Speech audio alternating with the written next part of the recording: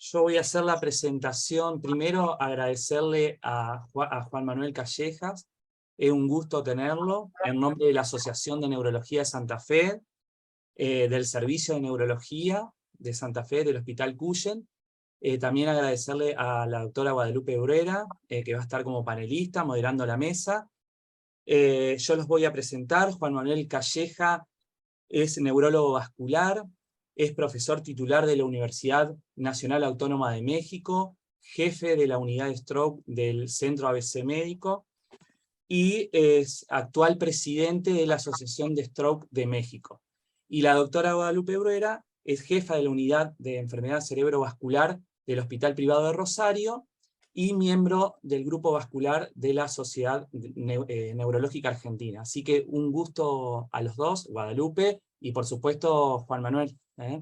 Así que ahora le doy la palabra a Guadalupe, que va a explicar la modalidad de cómo nos vamos a hacer esta actividad. Bueno, muchísimas gracias, Carlos. Para mí es un placer estar acá. La idea es poder tratar en estos minutos de aprender.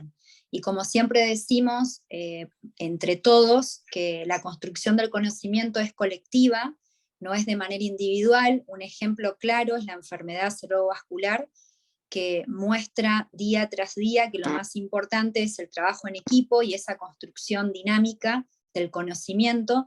Por eso le quiero dar las bienvenidas a todos los que están conectados, a todos los asistentes, y en esto es muy importante que todo el esfuerzo que implica organizar una charla, ya sea virtual o presencial, sobre todo la sociedad, el Hospital Cuyen, a Carlos, y a Juan Manuel por su tiempo de preparar dos charlas tan importantes, tan actuales, como son el manejo de neuroimágenes y la prevención secundaria de la CB, no sirven de nada si todo lo que tiene que ver con los oyentes no pueden hacer preguntas, pueden opinar, pueden hacer comentarios. La idea es que puedan preguntar. La forma es mediante el chat. Tanto Carlos como yo vamos a tomar las preguntas y se las vamos a pasar a nuestro expositor, a nuestro docente, nuestro colega, el doctor Juan Manuel Calleja Castillo, quien después va a contestar cada una de las preguntas. Pero nuevamente los invito a que puedan hacer esas preguntas, a no quedarse con dudas o comentarios, y como decimos en todas las charlas, ninguna pregunta es buena o mala, son todas importantes y necesarias para poder sacarnos dudas y poder mejorar el trabajo a diario que hacemos en los hospitales de cada una de las regiones. Así que sin más decir, pasamos a la primera charla, la cual el tópico es ¿cuál es el estudio de imágenes correcto para solicitar y activar el protocolo de recanalización arterial en pacientes con ACV isquémico agudo? Bueno, doctor Juan Manuel, lo invitamos a poder escucharlo, un tópico tan interesante como este. Muchas gracias, muchísimas gracias por la invitación a Carlos Martínez, a la doctora Guadalupe Bruera. Es un placer para mí estar aquí con ustedes, amigos argentinos, en esta modalidad que nos permite ahora hacer charlas a través de la teleconferencia y que nos permite contactarnos sin necesidad de estar allá, siempre con la idea, y lo platicábamos, de reunirnos personalmente, porque siempre es mucho mejor y mucho más agradable. Pero ahora con todo gusto estamos aquí para revisar este tema. Como les comentaban, la idea es que yo les voy a presentar algo de información, voy a darles la idea que yo tengo de cómo se deben hacer esta selección por imagen para el tratamiento agudo del infarto cerebral, pero me interesa más que todo escuchar cuáles son las dudas que ustedes pueden tener, qué es lo que está sucediendo en sus hospitales y cuáles son las decisiones que a veces se dificultan con estos procedimientos. Entonces voy a estar muy atento de las preguntas que tengan. Permítanme compartir la pantalla. Entonces el título, digamos, es este, de selección por imagen en el tratamiento del infarto agudo cerebral, y ahorita vamos a platicar de por qué hacer una plática de esto. La idea de hacer una plática de esto es porque se ha puesto complicado el algoritmo, el protocolo de imagen para los pacientes con infarto cerebral. La idea es presentarles las diferentes imágenes que se pueden utilizar para la selección del paciente para algún tratamiento en los diferentes momentos en que el paciente se presenta y cuál es el racional o el pensamiento, la evidencia científica que hay detrás de cada una de estas elecciones. Entonces, si les parece bien, comenzamos. Ahorita en infarto cerebral, en la etapa aguda, hay 3 tratamientos que tienen eficacia probada para mejorar al paciente, a mejorar en términos de deterioro funcional, de desenlace funcional neurológico del paciente y en términos de mortalidad. Y estos 3 tratamientos son la trombolisis intravenosa con alteplasa, y ya ahora se empieza a utilizar mucho también la tenecteplasa, la trombectomía mecánica y la aspiración del coágulo para la liberación por terapia endovascular de la arteria que está ocluida, y el manejo en una unidad de stroke. Esas son las 3 cosas que hacen de manera comprobada que el paciente mejore. Y para hacer este tratamiento, pues tenemos una oclusión arterial y se hace a través de una selección clínica de laboratorio de imagen, una idea de que el paciente se va a beneficiar de algo, se hace la reperfusión y el paciente idealmente pues tiene una reversión de los síntomas neurológicos y de la funcionalidad que tenga. Y como ustedes saben, ha cambiado el concepto del infarto cerebral de una cosa que era momentánea, inmediata, rápida, y que sucedía cuando el paciente estaba en su casa, y cuando llegaba el paciente ya era un proceso, digamos, terminado, a la idea que tenemos ahora de que hay esta zona de necrosis, pero hay una gran zona de penumbra, y que esta zona de necrosis va a ir progresando y va a ir acabando con la zona de penumbra. Y cuando llega el paciente al hospital, está en este proceso. Por eso es importante que nos apuremos a hacer la selección adecuada y a dar el tratamiento de reperfusión, porque entre más rápido lo hagamos, más posibilidad hay de detener la progresión de esta zona de necrosis y de que se acabe la zona de penumbra. Y otra cosa que hemos aprendido y que se le ha puesto mucho énfasis recientemente es de que no todos los pacientes tienen una progresión de este tipo con el mismo ritmo. Y un elemento que es muy importante es la colateralidad. La colateralidad son las diferentes conexiones que ustedes conocen que suceden entre el polígono de Willis, entre las arterias meníngeas y qué tanta perfusión le llega a esta zona que dependía de la arteria que se ha ocluido. Entonces, tenemos 2 ejemplos muy diferentes. En la parte de arriba tenemos un paciente que por angiotomografía vemos que tiene una colateralidad muy pobre. En este caso se ha ocluido la arteria cerebral media, pero hay muy pocas conexiones entre la arteria cerebral anterior, la arteria cerebral posterior y las arterias meníngeas que le permiten tener un llenado a las arterias que dependían de la cerebral media. Es una perfusión muy pobre. Y en el ejemplo de abajo tienen un paciente que, a pesar de que tiene una oclusión de la cerebral media, tiene bastante colateralidad y entonces tiene bastante irrigación y una perfusión relativamente preservada ahí. Y estos pacientes se comportan en términos del tiempo en forma muy diferente. El paciente que está arriba, con una colateralidad muy pobre, va a tener esta progresión de la zona de necrosis, pero va a ser esta progresión de la zona de necrosis en forma muy rápida. Le decimos progresor rápido a este paciente, y a lo mejor para las 2 horas, para las 3 horas, 4 horas de que el paciente ha empezado los síntomas, entonces ya tiene una alteración ya irreversible e importante. Pero el paciente de abajo, en que hay una colateralidad adecuada, en que se mantiene la presión arterial, en que las condiciones son ideales para mantener la perfusión cerebral, la progresión va a ser mucho más lenta y la pérdida de la zona de penumbra y la progresión de la zona de necrosis va a durar 3 horas, 6 horas, 12 horas, 24 horas o inclusive más allá de las 24 horas. Y eso nos da la oportunidad entonces de pensar que ya no hay un límite específico para los tratamientos, sino que hay que pensar que el paciente que tenemos enfrente puede tener oportunidad de beneficiarse de los tratamientos en tiempos mucho más prolongados. Claro que hay que considerar que entre más tiempo pasa, vamos a ir perdiendo a los progresores rápidos como oportunidad para tratamiento, y posteriormente vamos a ir perdiendo a los pacientes que tienen progresión más lenta, y conforme más tiempo pase, menos proporción de pacientes van a tener un perfil de imagen, un perfil fisiológico adecuado para recibir un tratamiento. Entonces el tiempo sigue siendo importante, siempre tenemos que tratar a un paciente lo más rápido posible, pero ante esta situación de la diferente velocidad de progresión, sí tenemos que ver qué paciente se puede beneficiar en el momento en que llegue al hospital de algún tratamiento de reperfusión.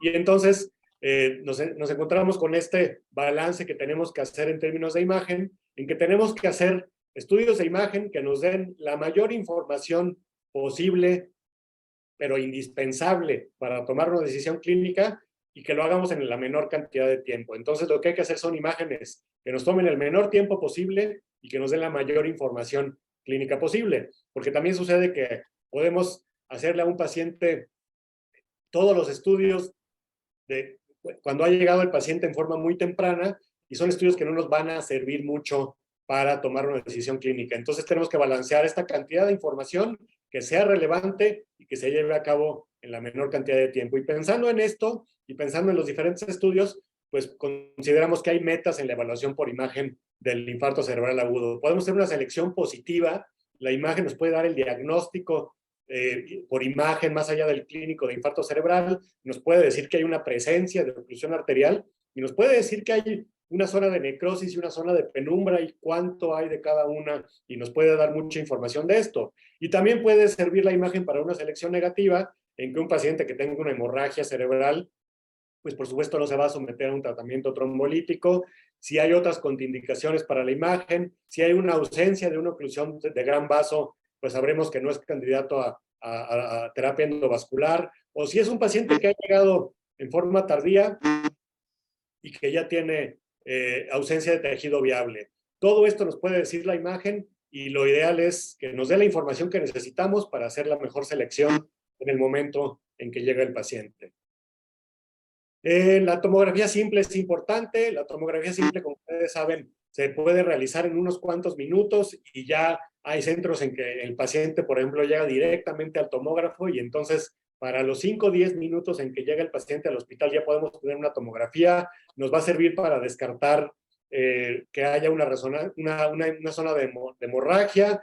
En ocasiones nos va a servir para confirmar el diagnóstico de infarto cerebral a través ya de una zona de hipodensidad o a través de signos tempranos de la tomografía, pero eso es lo único que nos va a decir la tomografía simple. Y si hacemos una angiotomografía que tiene como ventaja que es económica, rápida, más disponible en más hospitales que resonancia magnética, nos va a ayudar mucho a definir la oclusión arterial, sobre todo cuando hay una oclusión de gran vaso, de la arteria carótida interna, de la arteria cerebral media proximal, de la arteria basilar, etcétera, ¿no? También hacer una angiotomografía nos aumenta la sensibilidad para la detección del área de infarto. Hay ocasiones en que en la tomografía simple no podemos ver el área de infarto, pero por ejemplo, como ustedes ven en el ejemplo de abajo, en que es muy evidente cuando hacemos una angiotomografía que hay una zona que no está recibiendo ninguna perfusión que va a corresponder luego con la zona de infarto. Y ya también la angiotomografía, por ejemplo, en el estudio ESCAPE canadiense, es el estudio de elección para definir la colateralidad. Ahí hacen una angiotomografía que es en varias fases, en 3 distintos momentos del infarto, y eso nos va a decir cómo está la colateralidad, y eso también sirve para seleccionar a los pacientes y para hacerles un pronóstico, etcétera, ¿no? Tiene desventajas, la disponibilidad. En muchos hospitales se puede hacer una angiotomografía, pero no está el software o no se conoce bien el procedimiento para hacerlo, y entonces hay que tratar de mejorar eso. El costo del contraste, que puede ser un problema en la medicina pública. El tiempo de realización, que es corto, pero a veces puede tomar un poquito más que la tomografía simple de cráneo, y la posibilidad del daño renal con contraste. Una discusión que tenemos mucho, y ya me contarán ustedes la experiencia que tienen allá, es que, por ejemplo, antes los radiólogos tenían mucha renuencia a hacer un estudio contrastado cuando en un paciente no se tenía la creatinina sérica o se consideraba que había riesgo de un daño renal. Ahora ya se considera que es extraordinariamente raro que un paciente sin antecedentes de daño renal haga un daño renal por contraste, y entonces ya podemos hacer estudios contrastados sin necesidad de esperar, por ejemplo, a la creatinina y etcétera, ¿no? Pero esa es una posible desventaja, la posibilidad de daño renal por contraste. Otro estudio es la resonancia magnética sin contraste, que siempre, o en la mayoría de las ocasiones, nos da un diagnóstico positivo, nos dice que hay un infarto cerebral, nos dice el tamaño y nos dice muy bien cuál es la zona de necrosis establecida, pero también nos va a decir cuál es podemos hacer una secuencia de TOF y vamos a poder ver una oclusión arterial. Y también tenemos estudios de perfusión, tanto la perfutomografía o la perfurresonancia, que nos van a confirmar el diagnóstico de infarto cerebral, nos van a identificar la zona de necrosis, la zona de penumbra, y nos van a decir cuánto tejido salvable tenemos. Las desventajas son la disponibilidad, que no en todos los hospitales tenemos estas secuencias o estas modalidades, el costo que es más elevado, el tiempo que toma realizarse, por ejemplo, la resonancia magnética, siempre nos dicen los radiólogos que se puede hacer en 20 minutos y etcétera, pero siempre encontramos que toma tiempo trasladar al paciente, colocarlo en la mesa, hacer el estudio, etcétera, etcétera. Entonces se acerca más de 30 minutos a 60 minutos lo que se necesita para hacer una resonancia magnética, y si estamos hablando de tratamientos que son muy sensibles al tiempo, pues esos 60 minutos son importantes en términos de la ventaja que pueda perder el paciente para realizar un tratamiento, por ejemplo, trombolítico, ¿no?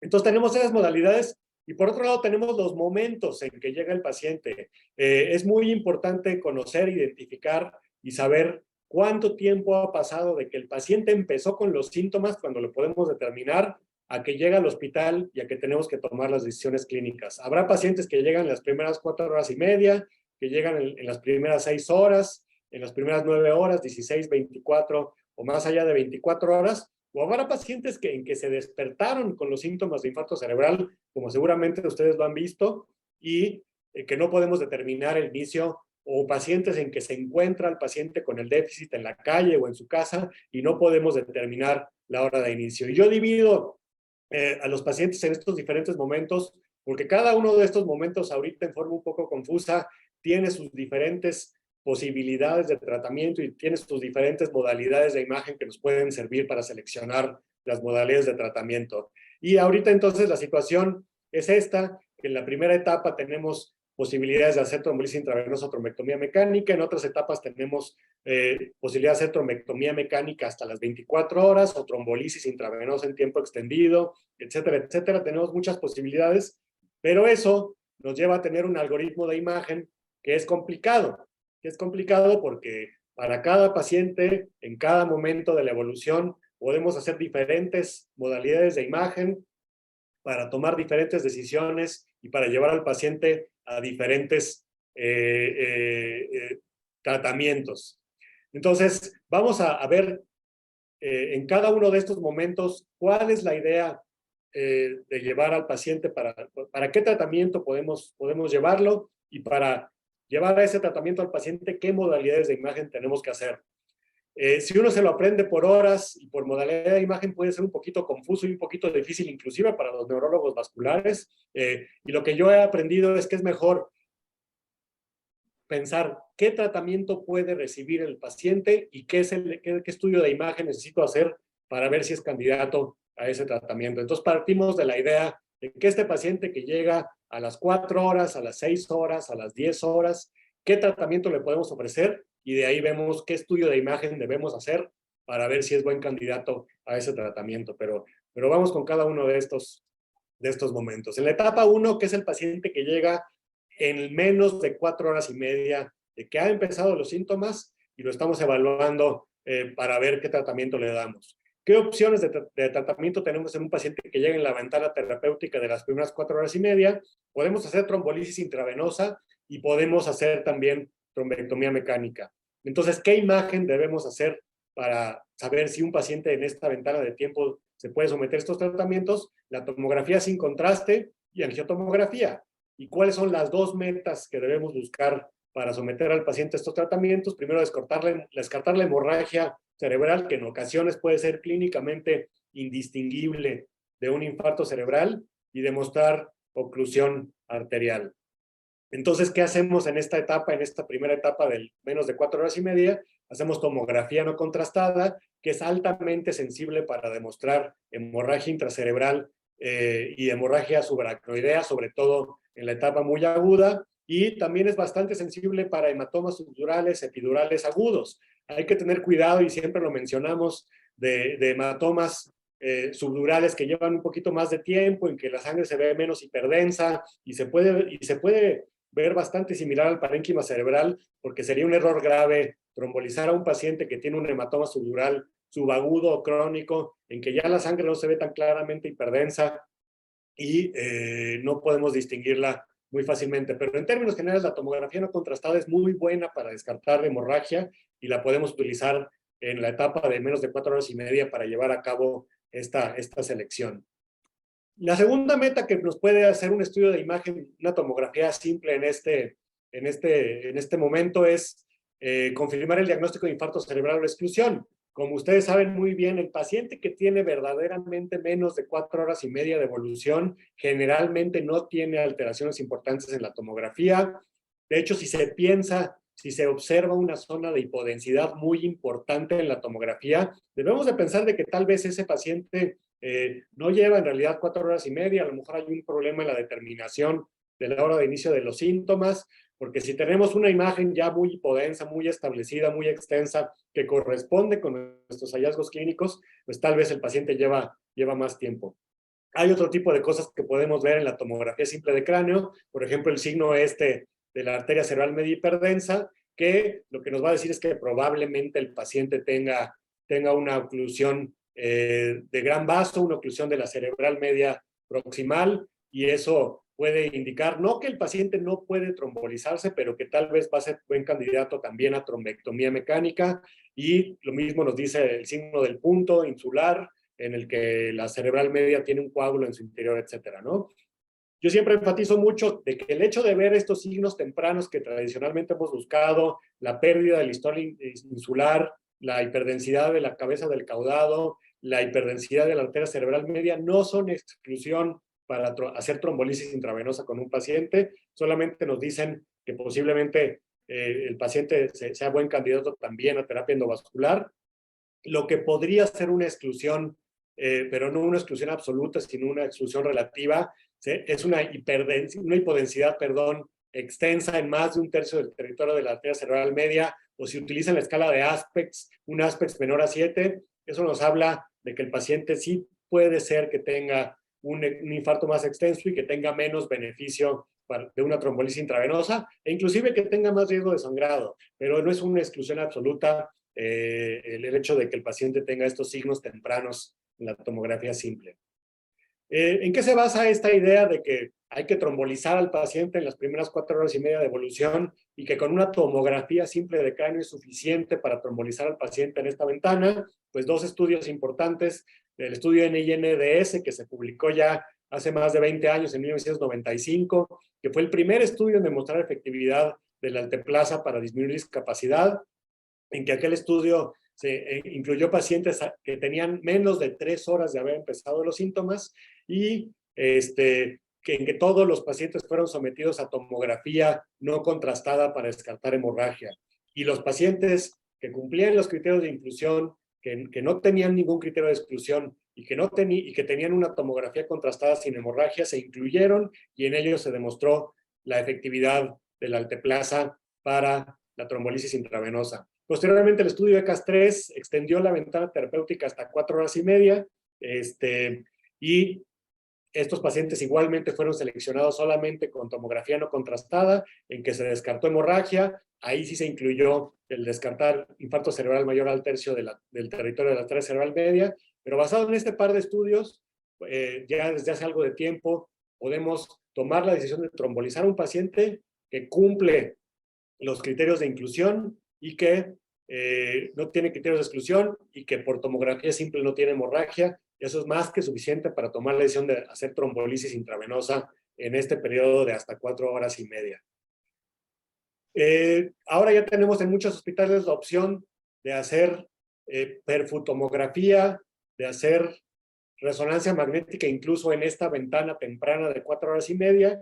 Yo les diría que usualmente no es necesaria, que nos toma más tiempo hacer la perfutomografía y mucho más hacer la resonancia con perfusión, y que no es útil. ¿Y en qué sentido no es útil? Pues sí va a ser útil en el sentido de que nos dice este paciente que tiene un infarto cerebral clínicamente, pues también lo tiene radiológicamente, pero todo el proceso de selección con una resonancia magnética no demostró beneficio. Hubo varios estudios que analizaron la necesidad de hacer estudios avanzados para trombolizar a un paciente en la ventana de menos de 4 horas y media, y ningún estudio demostró que fuera mejor hacer resonancia magnética, por ejemplo, o perfutomografía para tomar la decisión de trombolisis. Entonces, en términos generales y en la mayoría de los pacientes no es necesario y nos hace perder tiempo en perjuicio del paciente hacer imagen avanzada en las primeras 4 horas y media. Hay excepciones, siempre lo decimos, los pacientes con datos de infarto cerebral o de ictus de la circulación posterior.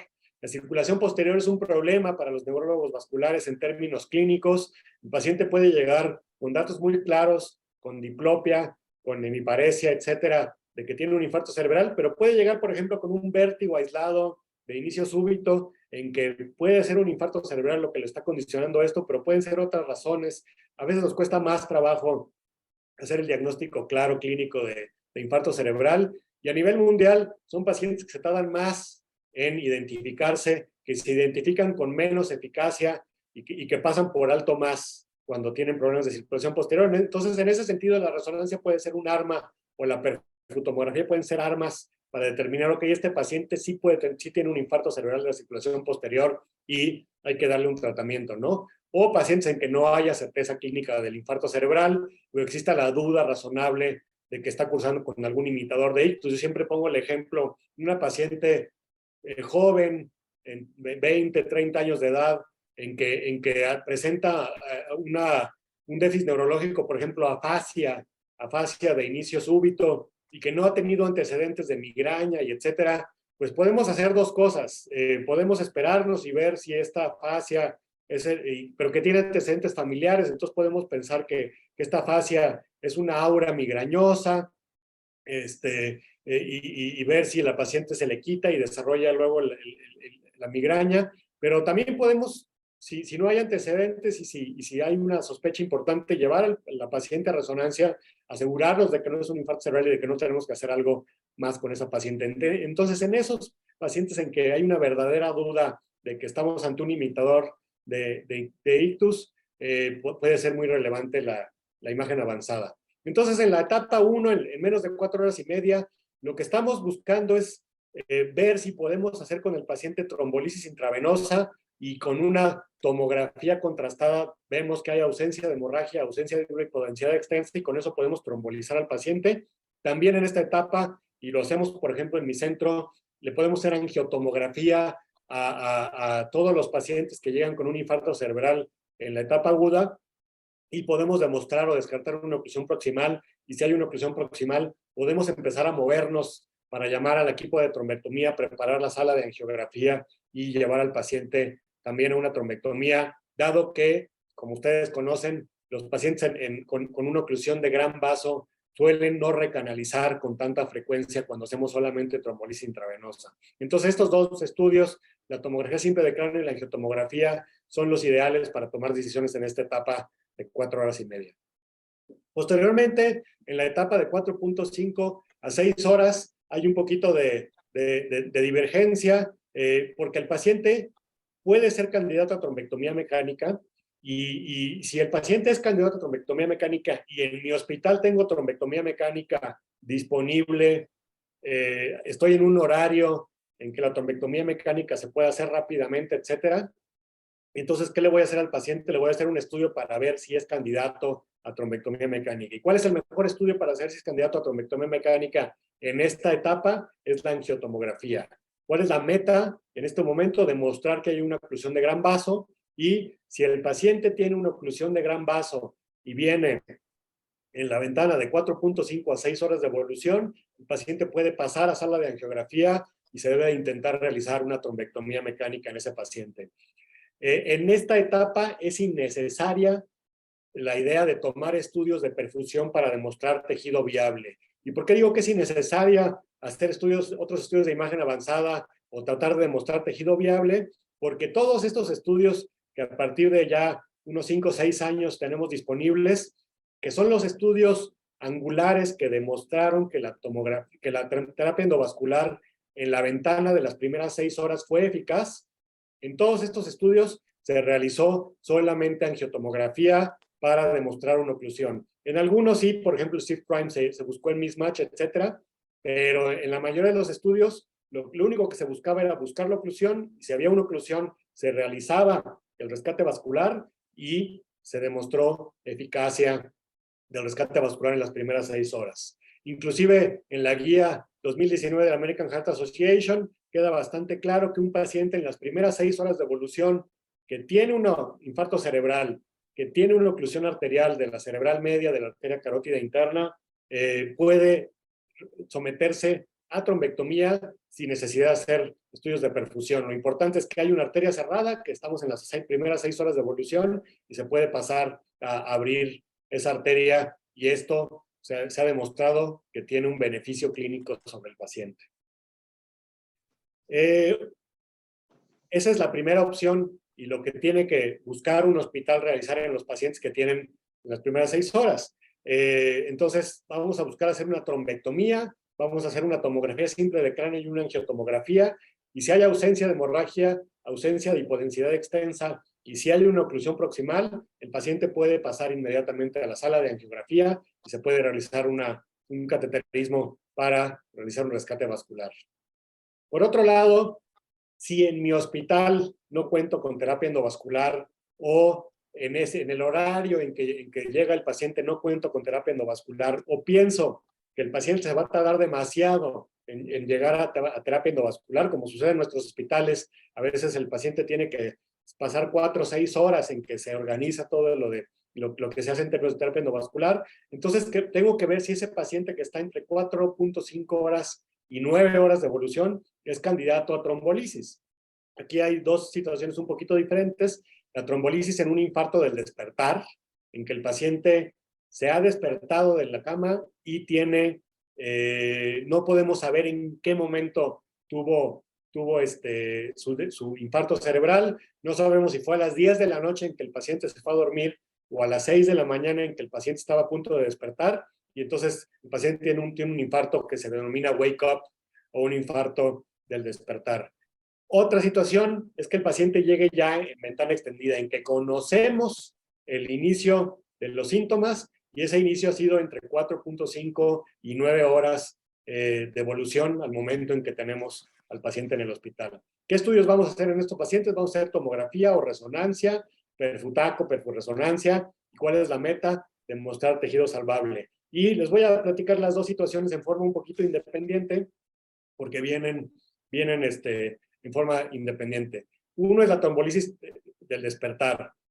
Hubo un estudio que fue el antecedente directo de este estudio Wake Up, que es un estudio que se llama Pre-FLARE, en que se hizo estudios de resonancia magnética a pacientes en diferentes momentos, que llegaban en diferentes momentos de la evolución, y ahí se observó una cosa muy clara, que el mismatch o la diferencia entre la secuencia de difusión y la secuencia de FLARE nos determinaba con bastante precisión cuál era la hora de inicio del infarto cerebral del paciente. Y se vio que con bastante precisión se podía determinar que un paciente que tenía una diferencia, un mismatch entre la secuencia de difusión y la secuencia de FLARE, tenía menos de 4 horas y media o menos de 3 horas inclusive de haber empezado su infarto. Entonces, teníamos esa información del pre-FLARE, y entonces la gente que hizo este estudio Wake Up lo que hizo fue tomar este criterio de mismatch entre el FLARE y la difusión y decir a los pacientes en que tengamos un infarto del despertar o un infarto en que no conocemos la hora, vamos a buscar este mismatch, y si hay un mismatch, vamos a dar por hecho que este infarto cerebral tiene menos de 3 horas de evolución, en que el paciente se despertó, pero tuvo el infarto justo antes de despertarse, y entonces podemos someter al paciente a trombolisis intravenosa. Se hizo trombolisis intravenosa con alteplasa, y es un estudio aleatorizado, controlado con placebo, y se vio que había un beneficio en trombolizar a los pacientes con infarto del despertar o de inicio de hora desconocida de síntomas, y tuvieron un beneficio claro. Este es el mismatch entre el FLARE y la difusión. A veces se ve muy claramente, como lo ven acá, en que la secuencia de difusión hay una zona de restricción de la difusión muy extensa que no vemos para nada en el FLARE. Aquí empiezan las discusiones. Hay ocasiones en que tenemos un pequeño cambio en el FLARE, una zona restringida de restricción ya de hiperdensidad, perdón, la hiperintensidad en el FLARE, y entonces la gente se pone a discutir, pero en ocasiones es muy claro. Y si hay una diferencia importante entre la secuencia de difusión y la secuencia de Flair, podemos hacer trombolisis en este paciente y el paciente va a tener un beneficio clínico con menos discapacidad. Otra situación diferente es la trombolisis en tiempo prolongado. En la trombolisis en tiempo prolongado, en este estudio que se llamó el estudio EXTEND, publicado en 2019, lo que se vio era en pacientes en que se conocía que el tiempo de evolución de los síntomas estaba entre 4 horas y media y 9 horas.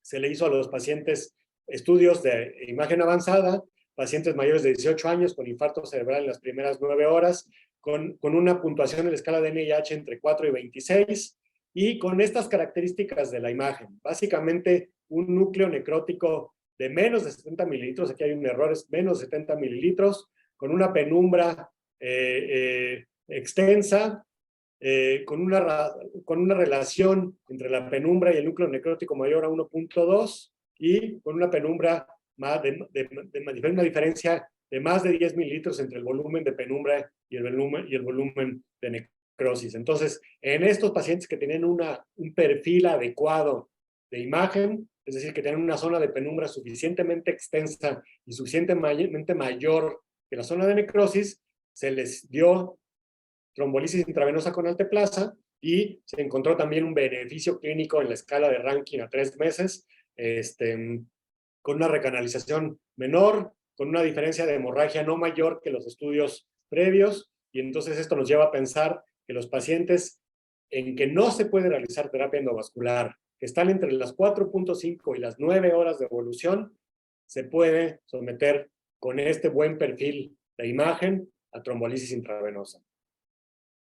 Hubo un metaanálisis que incluyó otros estudios y que demostró la misma cosa, que entre 4.5 horas y 9 horas de evolución, los pacientes con un perfil de imagen adecuado tienen un beneficio en términos clínicos cuando se someten a trombolisis intravenosa.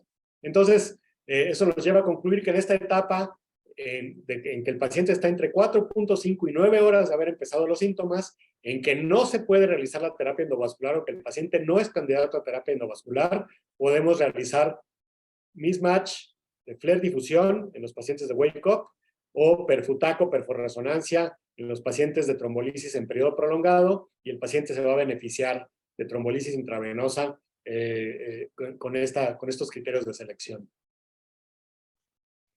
Una etapa más, entre 6 y 16 horas, el paciente que ya ha pasado de las 9 horas, el paciente que ya está entre 6 y 16 horas, puede ser candidato a terapia endovascular. Los estudios que debemos hacer para ver si es candidato mediante imagen es la perfutomografía y la perfurresonancia, y la meta aquí sí va a ser demostrar el tejido salvable. Ya más allá de las 6 horas, sí tenemos que tener un beneficio posible a través de una zona de penumbra que podemos demostrar mediante imagen.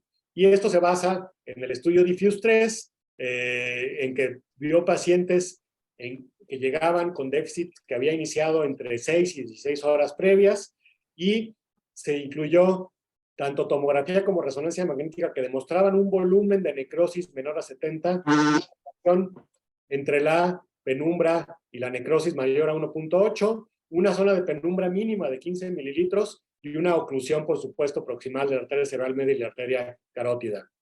Y la conclusión de aquellos que ellos tienen con el Diffuse 3 es que hay un beneficio clínico tomando en cuenta estos criterios de imagen, y entonces sabemos que un paciente que llega entre 6 y 16 horas, cuando demostramos ausencia de hemorragia y hipodensidad mediante una tomografía, una oclusión proximal mediante una angiotomografía o angioresonancia, y que hay tejido viable con una perfutomografía perfurresonancia, el paciente se va a beneficiar de trombectomía y debemos llevarlo a la sala de angiografía a realizar trombectomía, ya sea con stent retraíble o con aspiración.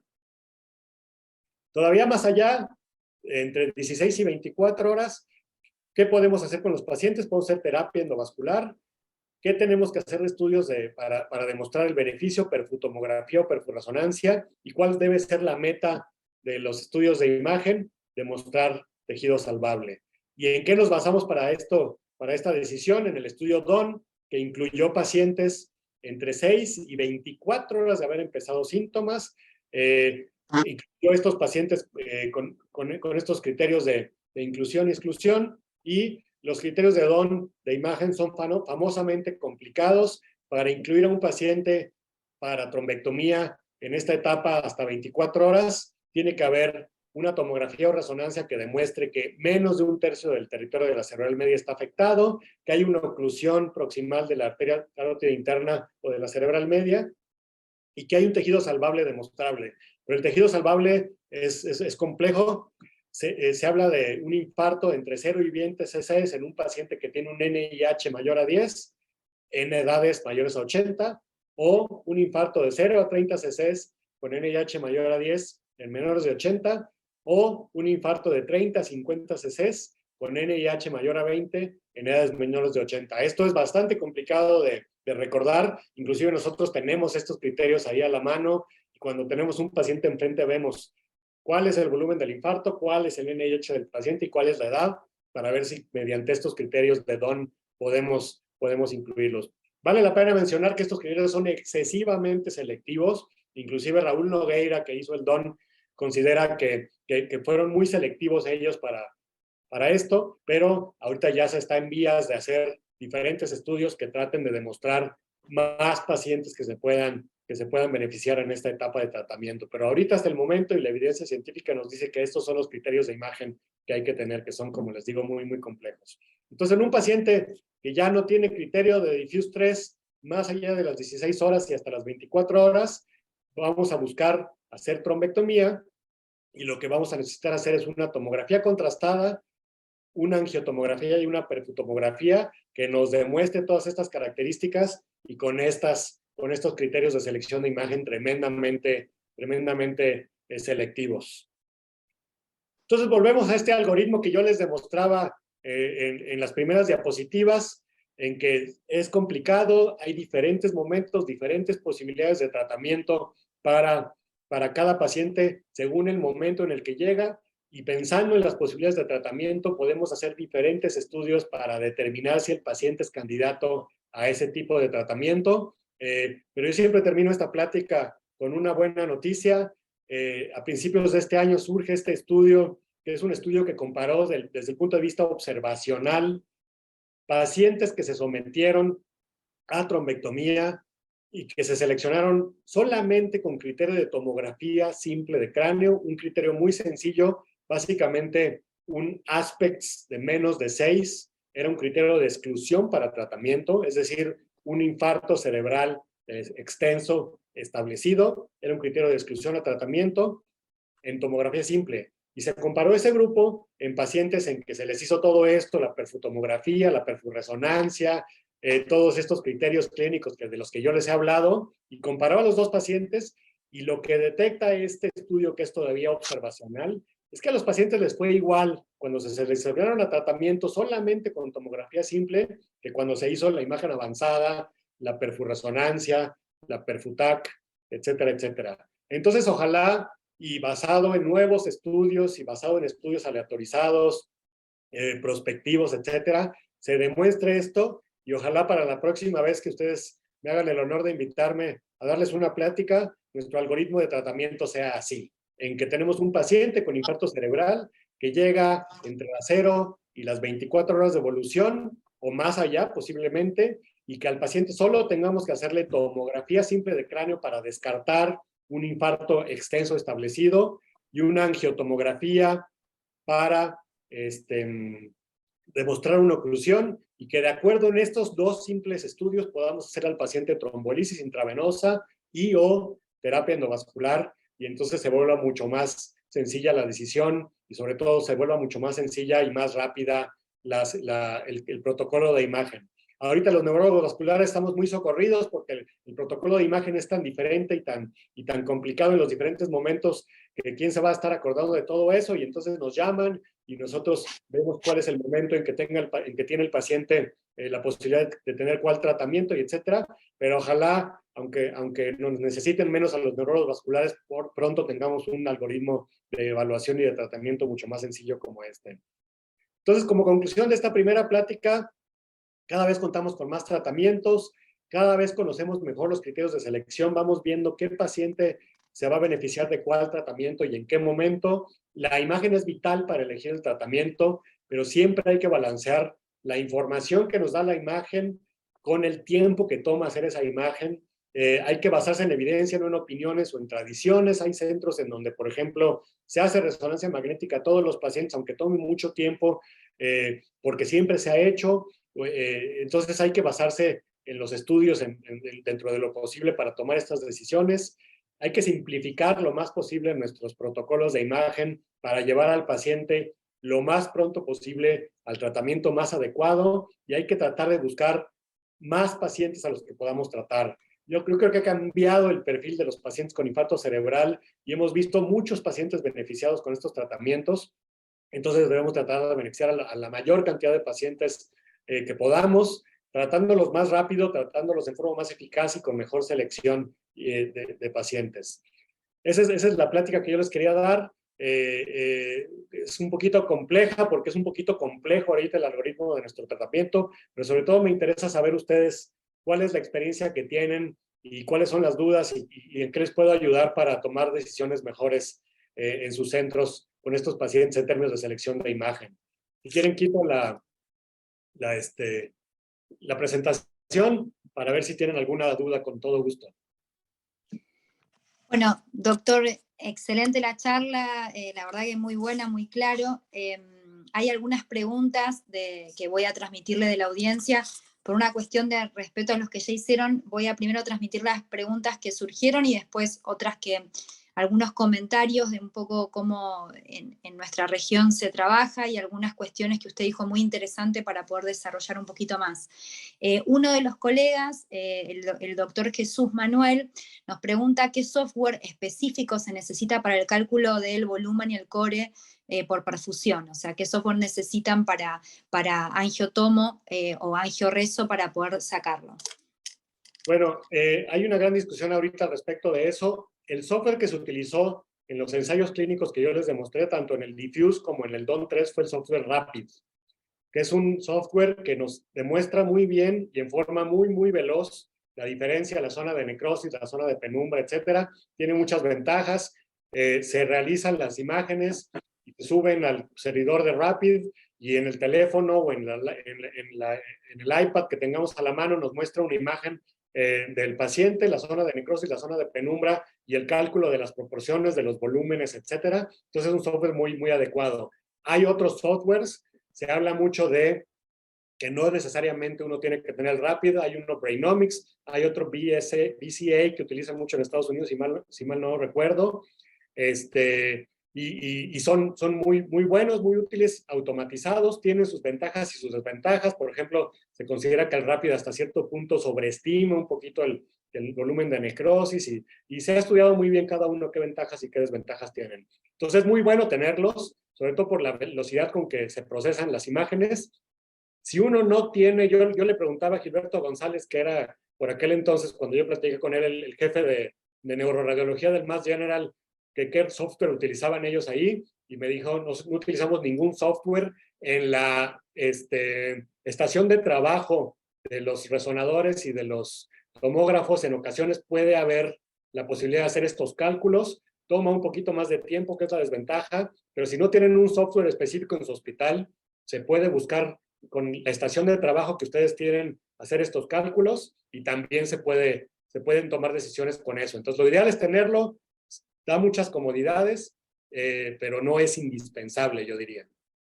Sí, y otra cosa, sí, disculpe, Doc, otra cosa que me gustaría por ahí aclarar, sobre todo para Argentina, es que no es un software gratuito, sino que el Rapid es en dólares y no solamente se tiene que pagar la licencia, sino que también del mantenimiento. Sí. Y un mensaje, creo que usted que estuvo en San Pablo, muy importante para dejar a Latinoamérica, es que la idea es trombolizar, hacer tratamiento trombo específico, trombectomía, realmente como se debe hacer, pero hacerlo, porque si están mucho de la audiencia que leímos no son especialistas en esto y por ahí quieren trombolizar, quieren hacer trombectomía, y muchas veces si no se tiene todo lo ideal, son algunos puntos para decir, bueno, no, yo en mi hospital no desarrollo los protocolos, no hago código ACV porque no tengo esto, no tengo aquello. Y creo que el mensaje que por lo menos se está dando a nivel mundial es la importancia que sí trombolice, sí haga trombectomía, por más que no tenga el Rapid, por más que no haya el software ideal. Creo que eso también es muy importante de recordar, porque es evidencia uno hay, los pacientes no se puede permitir hoy por hoy que entre un paciente con un ACV y no darle el tratamiento tromboespecífico. Sí, una frase que se escuchó mucho frecuentemente ahí en Sao Paulo, en la Global Stroke Alliance, es que lo perfecto es el enemigo de lo bueno. Y tengo todo para tratar a mi paciente, qué bueno, y puedo tomar decisiones rápidas y muy adecuadas, pero si no lo tengo todo, con lo que tengo que tratar de buscar darle tratamiento a la mayor cantidad de pacientes con mis posibilidades, ¿no? Juan Perfecto. Manuel, perdón, Guadalupe. No, sí. Juan Manuel, así que, es decir, no es necesario tener el software. Yo creo que la pregunta, creo que era del doctor Jesús Maldonado, apuntaba a que no es necesario tener un software, sería lo ideal, pero en el caso de no tenerlo, se puede sacar igual. Si uno tiene el resonador, capaz que lleva un poquito más de tiempo, pero se puede hacer.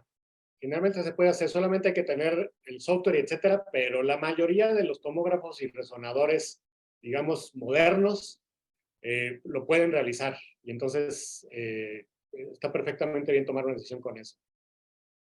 Y perdón, y hago otra pregunta y dejo porque hay preguntas en el chat. Solamente, es decir, en nuestro hospital tenemos la posibilidad de tener tomografía y resonancia. Vos decías que con una tomografía simple uno podía decidir, por ejemplo, si uno encontraba el signo de la cuerda o el punto insular.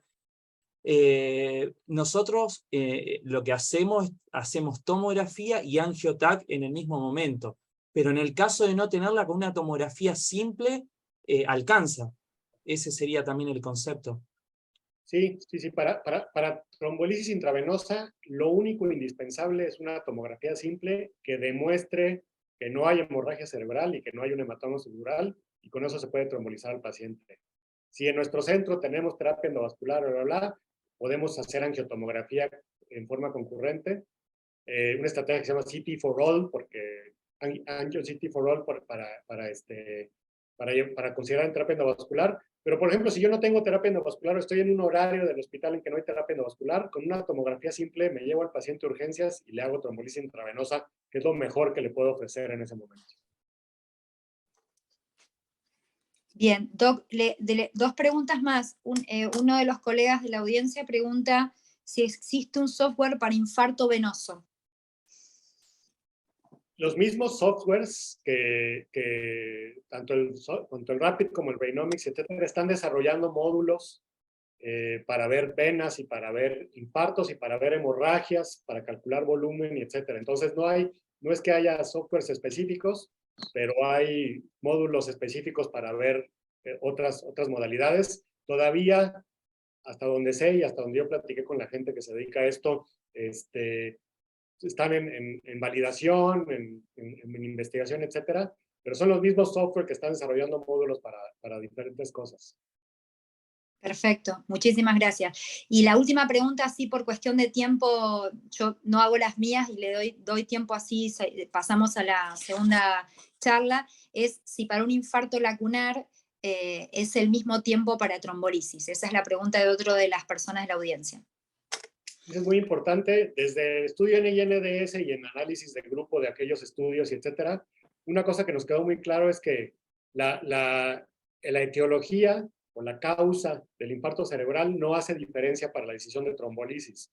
Eso se ha vuelto más relevante ahora porque ya tenemos más pacientes que se someten a estudios de imagen avanzada, a perfutac, a perfurresonancia, etcétera, y nos llega el paciente con la perfurresonancia y vemos, por ejemplo, un infarto lacunar, o en la angiotomografía vemos que el paciente tiene una disección arterial, y entonces decimos, en este paciente en particular, con esta etiología, hay que trombolizarlo, es otra consideración, etcétera. Y hasta el momento, conocemos muy bien que cualquier etiología, ya sea cardioembolismo, ya sea oclusión de gran vaso, ya sea lacunar, tienen igual beneficio con la trombolisis intravenosa. La única cosa que ha cambiado recientemente es que si un paciente tiene una resonancia magnética o le hacemos una resonancia magnética por alguna razón en la etapa aguda y demostramos que tiene microhemorragias, tiene más de 10 microhemorragias, a ese paciente podemos considerar no trombolizarlo. Pero fuera de ahí, todas las demás encuentros que vemos de etiología, que si es lacunar, que si es de gran vaso, ¿verdad?, se pueden someter a trombolisis independientemente del resto de la información que tengamos. Sí, un pequeño dato para los que no están familiarizados. Para poder ver los microbled es importante pedirle en el resonador dentro del protocolo la gradiente GRE para poder ver la sangre, ¿no? No lo vamos a ver en un flare, no lo vamos a ver en la difusión, sino que si bien uno sabe los cortes que hay en los protocolos, para los que están empezando en vascular, este dato que usted menciona, que es bien actual, es importante también de tener en cuenta para los que tenemos resonador, como recién decía Carlos, es importante que se haga todo el protocolo, no parar el protocolo. Por una cuestión de tiempo, en Argentina yo he visto como en algunas cuestiones como una mala práctica decir, bueno, me queda poco tiempo, está justo en 4 horas y media, entonces solamente saco la difu, el flare, y no espero el resto. Y es importante, no sé en el resto, en el hospital donde yo trabajo, son 8 minutos la resonancia completa, con todos los, digamos, los cortes, está cuantificado, y el tomógrafo son 2 minutos de tomografía. Es muy poquito en un buen tomógrafo, en un buen resonador. El tiempo que lleva la imagen para la resolución del tratamiento tromboespecífico es fundamental, pero usted explicaba algo que es muy importante. No es lo mismo el paciente en 4 horas y media de ventana que el paciente que estamos planteando una trombectomía de 6 horas, más de 6 horas o más acercada a las 24. Entonces, creo que ahí es fundamental la integración. Y lo último, antes de pasar al otro tema que también me gustaría comentar, es que la decisión del tratamiento tromboespecífico es una decisión conjunta, pero el neurólogo tiene que estar revisando al paciente. Yo doy un ejemplo muy cortito de nuestro centro hace menos de un mes, que tenía criterio para trombectomía al paciente, y tenía tejido salvable, y se veía perfecto el tejido salvable que tenía, pero el paciente era un paciente de 89 años, con un síndrome de Parkinson avanzado, que estaba en un geriátrico y que estaba desnutrido y deteriorado.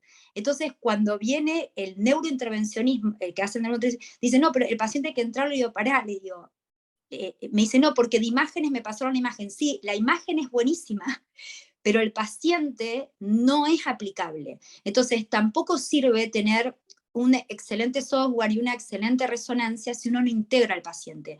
Y el neurólogo sigue siendo muy importante, el NIH, la revisación, la integración del paciente, todos los otros factores para que realmente la trombectomía llegue al paciente que lo necesita, no solamente con la neuroimagen, sino con todo el resto de los datos.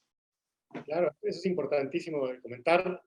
Los criterios clínicos, la evolución del paciente, si el paciente está mejorando sus síntomas, si queda con discapacidad o no queda con discapacidad, todo eso es una cosa que se va viendo constantemente para tomar la decisión, y eso que menciona muy importantemente. Ahorita está mucho el tema, por ejemplo, de un paciente que tiene deterioro cognitivo, si se va a someter a una trombectomía, a pesar de que tenga una oclusión arterial y un buen perfil de imagen, etcétera. Sí. También tenemos que pensar en el beneficio del paciente más allá de la imagen, ¿no? Bien. Bueno, muchas gracias, doctor. Pasamos al segundo tópico, si les parece bien, así respetamos los tiempos. Muy interesante, muchas gracias a toda la audiencia que hizo las preguntas. El segundo tópico es anticoagulación en prevención secundaria de ACV isquémico. Muy bien. Y bueno, Carlos me platicaba que quería un par de pláticas y que estaban dispuestos a aguantar mi voz un proceso de tiempo. Y hablábamos de cuáles eran posibilidades, hablábamos de algo de prevención secundaria, pero prevención secundaria en forma extensa, híjole, yo creo que podría hablar unas 5 o 6 horas de ella. Entonces lo que decidimos es hacer este módulo, esa cosa en específica de la anticoagulación en prevención secundaria de enfermedad vascular cerebral. ¿Por qué? Porque es una de las cosas en que más ha habido cambios y en que más hay discusiones e interrogantes. Entonces es uno de los temas que a mí me gusta mucho revisar específicamente, ¿no? Es una plática más corta, no se preocupen, pero yo creo que surgen muchas cuestiones interesantes que ya sabemos y que podemos ir aprendiendo. Yo siempre cuando hablo de prevención secundaria del infarto cerebral, es decir, la prevención que se da cuando el paciente ya ha tenido un infarto cerebral, es que la adecuada prevención secundaria comienza con un adecuado estudio etiológico. No podemos hacer prevención secundaria adecuadamente cuando no hemos hecho la evaluación del paciente para determinar por qué le sucedió lo que le sucedió. Porque es muy diferente la prevención secundaria de un paciente con infarto cardioembólico que de un paciente con infarto aterotrombótico o de un paciente que tiene una vasculitis o de un paciente que tiene un estado protrombótico, etcétera, ¿no? Entonces, lo primero que tenemos que hacer es estudiar al paciente muy adecuadamente y entonces tenemos que hacer estudios de imagen cerebral, de imagen vascular, de imagen cardíaca, de monitoreo cardíaco a 24 horas o más prolongado, estudios de hipercoagulabilidad en los pacientes adecuados. Entonces, así como yo soy un fanático de simplificar y de hacer los menos estudios posibles en la etapa aguda, yo también insisto mucho en que cuando ya estamos buscando la etiología del paciente, hay que hacer los estudios suficientes y adecuados para llegar a una etiología. Y con los estudios básicos, con una tomografía, angiotomografía o resonancia, angioresonancia, y con un eco transtorácico y con un examen de laboratorio y un electrocardiograma o posiblemente un Holter, vamos a encontrar la causa del infarto cerebral en más del 60-70% de los pacientes. Y habrá algunos pacientes, 30-40% según el centro, en que tendremos que ir a hacer estudios ya mucho más complicados, ecocardiogramas transesofágicos, Doppler transcraneal, perfiles protrombóticos, etcétera, ¿no? Pero yo creo que en la mayoría de los pacientes con estudios esenciales y básicos podemos llegar a una causa de lo que ha condicionado el infarto y podemos dar una prevención secundaria adecuada. Entonces, tenemos que hacer estos estudios, tenemos que saber si el paciente está en una de las grandes causas de infarto cerebral, aterosclerosis de gran vaso, cardioembolismo o infarto de pequeño vaso, o está en otras etiologías, o si con el estudio inicial no podemos determinar la causa del infarto, y si el paciente, por ejemplo, tiene cardioembolismo, o el paciente tiene disección arterial en algunos casos, o el paciente tiene, ya hablaremos, trombosis venosa cerebral, pues podemos considerar la anticoagulación como tratamiento de este paciente. Pero lo primero es estudiar adecuadamente al paciente.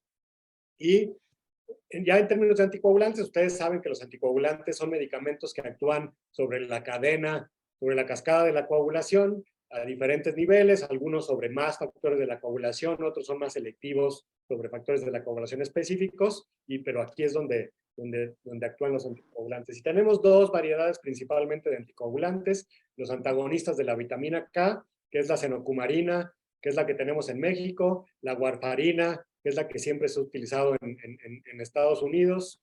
No sé allá en Argentina cuál tienen con más facilidad. En Europa está el fenprocumón, pero todos son más o menos, digamos, equivalentes como antagonistas de la vitamina K.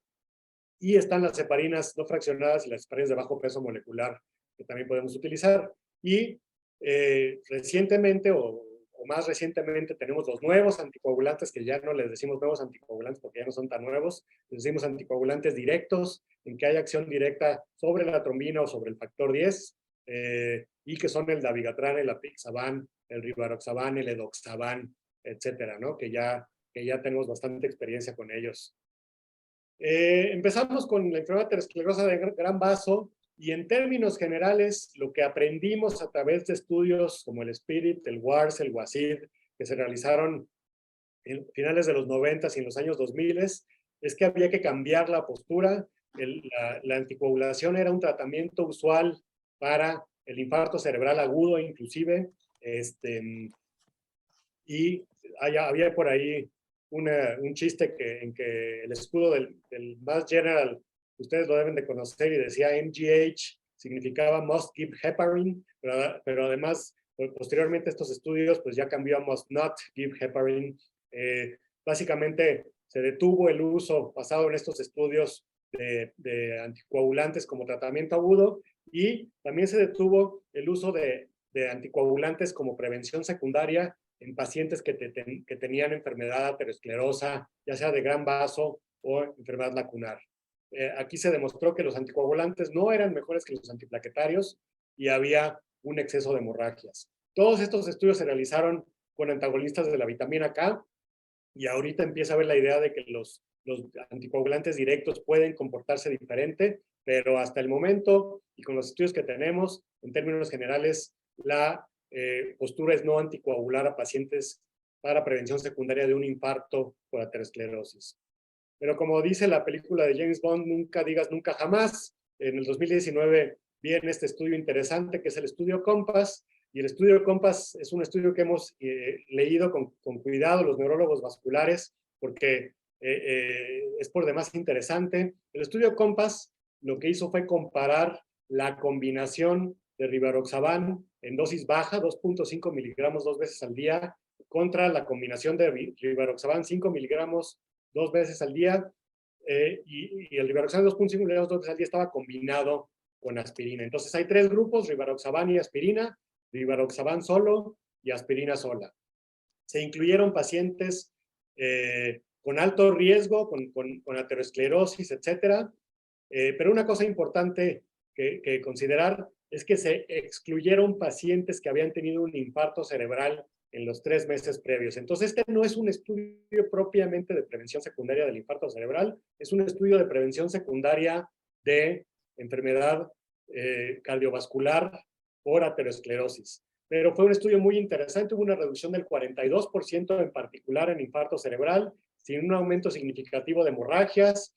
Parece haber un efecto sinergístico entre el anticoagulante y el antiplaquetario. Siempre nos enseñaron en la escuela de medicina que está el trombo blanco, que es el trombo plaquetario o arterial, y está el trombo rojo, que es el trombo propio de la cascada de la coagulación y que se da más frecuente en la vena, pero lo que sabemos y la razón por la que la trombolisis intravenosa, por ejemplo, funciona en trombos arteriales es que hay una combinación de estos trombos, y esta combinación fisiopatológica nos lleva a pensar que posiblemente la combinación de los mecanismos de los medicamentos puede ser eficaz. Entonces es un estudio interesante.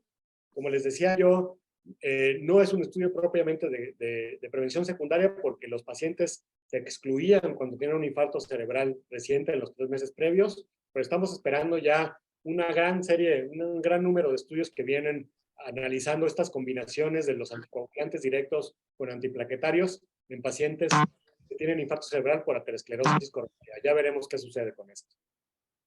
Pero lo que siempre ha sido conocido y que conocemos que tiene mucha efectividad la anticoagulación como prevención secundaria son las fuentes cardioembólicas, todas estas fuentes cardioembólicas que ustedes conocen, la más común, la fibrilación auricular no valvular. En nuestro medio sigue siendo común la fibrilación auricular valvular por reemplazo, valvular por fiebre reumática, en que por supuesto el paciente tiene que recibir anticoagulación, pero también el infarto de miocardio, la estenosis mitral reumática, los trombos y los tumores cardíacos, etcétera, etcétera. Y hay otros que están en más discusión como el foramen oval permeable, etcétera, etcétera. Pero vamos a ver cada uno de estos, cuándo el paciente puede tener un beneficio. Como les decía, el más frecuente y donde más tenemos un beneficio muy claro es en pacientes que tienen fibrilación auricular no valvular, que han tenido un infarto cerebral. Usualmente es utilizado el CHATS, la puntuación de CHATS y de CHATS-VASc para determinar el riesgo embólico de un paciente con fibrilación auricular. Los neurólogos lo tenemos un poquito sencillo esto, porque el hecho de haber tenido un infarto cerebral ya le da 2 puntos en el CHATS al paciente y en el CHATS-VASc, y ya lo hace candidato a anticoagulación. Aumenta el riesgo de tener un embolismo si tiene otros puntos en el CHATS-VASc, pero la mayoría o todos nuestros pacientes que han tenido un infarto cerebral y que tienen fibrilación auricular deberían estar anticoagulados, a menos que haya una contraindicación muy, muy clara para ello, porque ya los pone en estas puntuaciones en la necesidad de anticoagularlos. Entonces, como yo les decía, más de 2 puntos ya se considera el paciente es candidato a anticoagulación, y todos nuestros pacientes en prevención secundaria ya tienen más de 2 puntos, perdón, 2 puntos o más, y entonces ya debemos considerar la anticoagulación.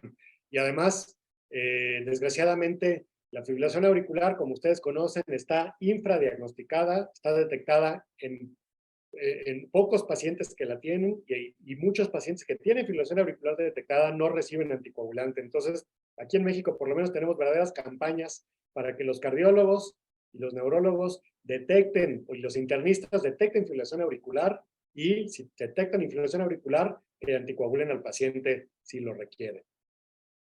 El problema de la anticoagulación, como ustedes saben, son los sangrados y ha habido escalas como el Hasbled que se han desarrollado para ver cuál paciente tiene más riesgo de sangrado y ayudar en la decisión de anticoagular o no al paciente. Yo siempre enfatizo lo malo es que en los mismos puntos que nos dan el riesgo en el CHA2-VASc, nos dan cierto riesgo en el Hasbled de hemorragia. Entonces, pues conforme aumenta el riesgo de recurrencia, aumenta el riesgo de hemorragia y eso nos deja más o menos igual en términos de la decisión de anticoagular al paciente, pero hay algunas cosas que son específicas y muy útiles en este Hasbled. Si el paciente tiene valores de INR lábiles, es decir, si el paciente va a una cita y tiene un INR de 3 y en la siguiente cita tiene un INR de 6 y en la siguiente cita tiene un INR de 2, ese paciente tiene un INR lábil y el paciente está en alto riesgo de presentar o trombosis o hemorragia cuando se trata con antagonistas de la vitamina K. Otros, por supuesto, son la hipertensión, que es muy importante de controlar en pacientes con anticoagulante, y los problemas de función renal y de función hepática.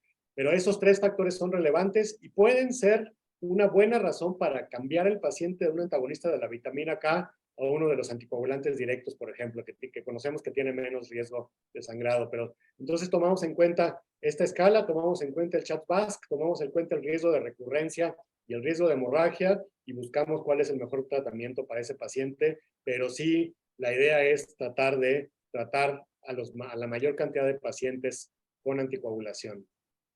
Los antagonistas de la vitamina K, que seguramente todos ustedes han manejado pacientes con ellos, tienen esta desventaja. Cada paciente tiene una dosis diferente que es específica para ello. Tenemos que ir haciendo este ajuste en las primeras semanas de tratamiento y el INR, sobre todo en algunos pacientes, puede ser muy lábil. De repente el paciente puede estar con un INR bajo en que aumente el riesgo de embolismo o con un IR alto en que aumente el riesgo de hemorragia.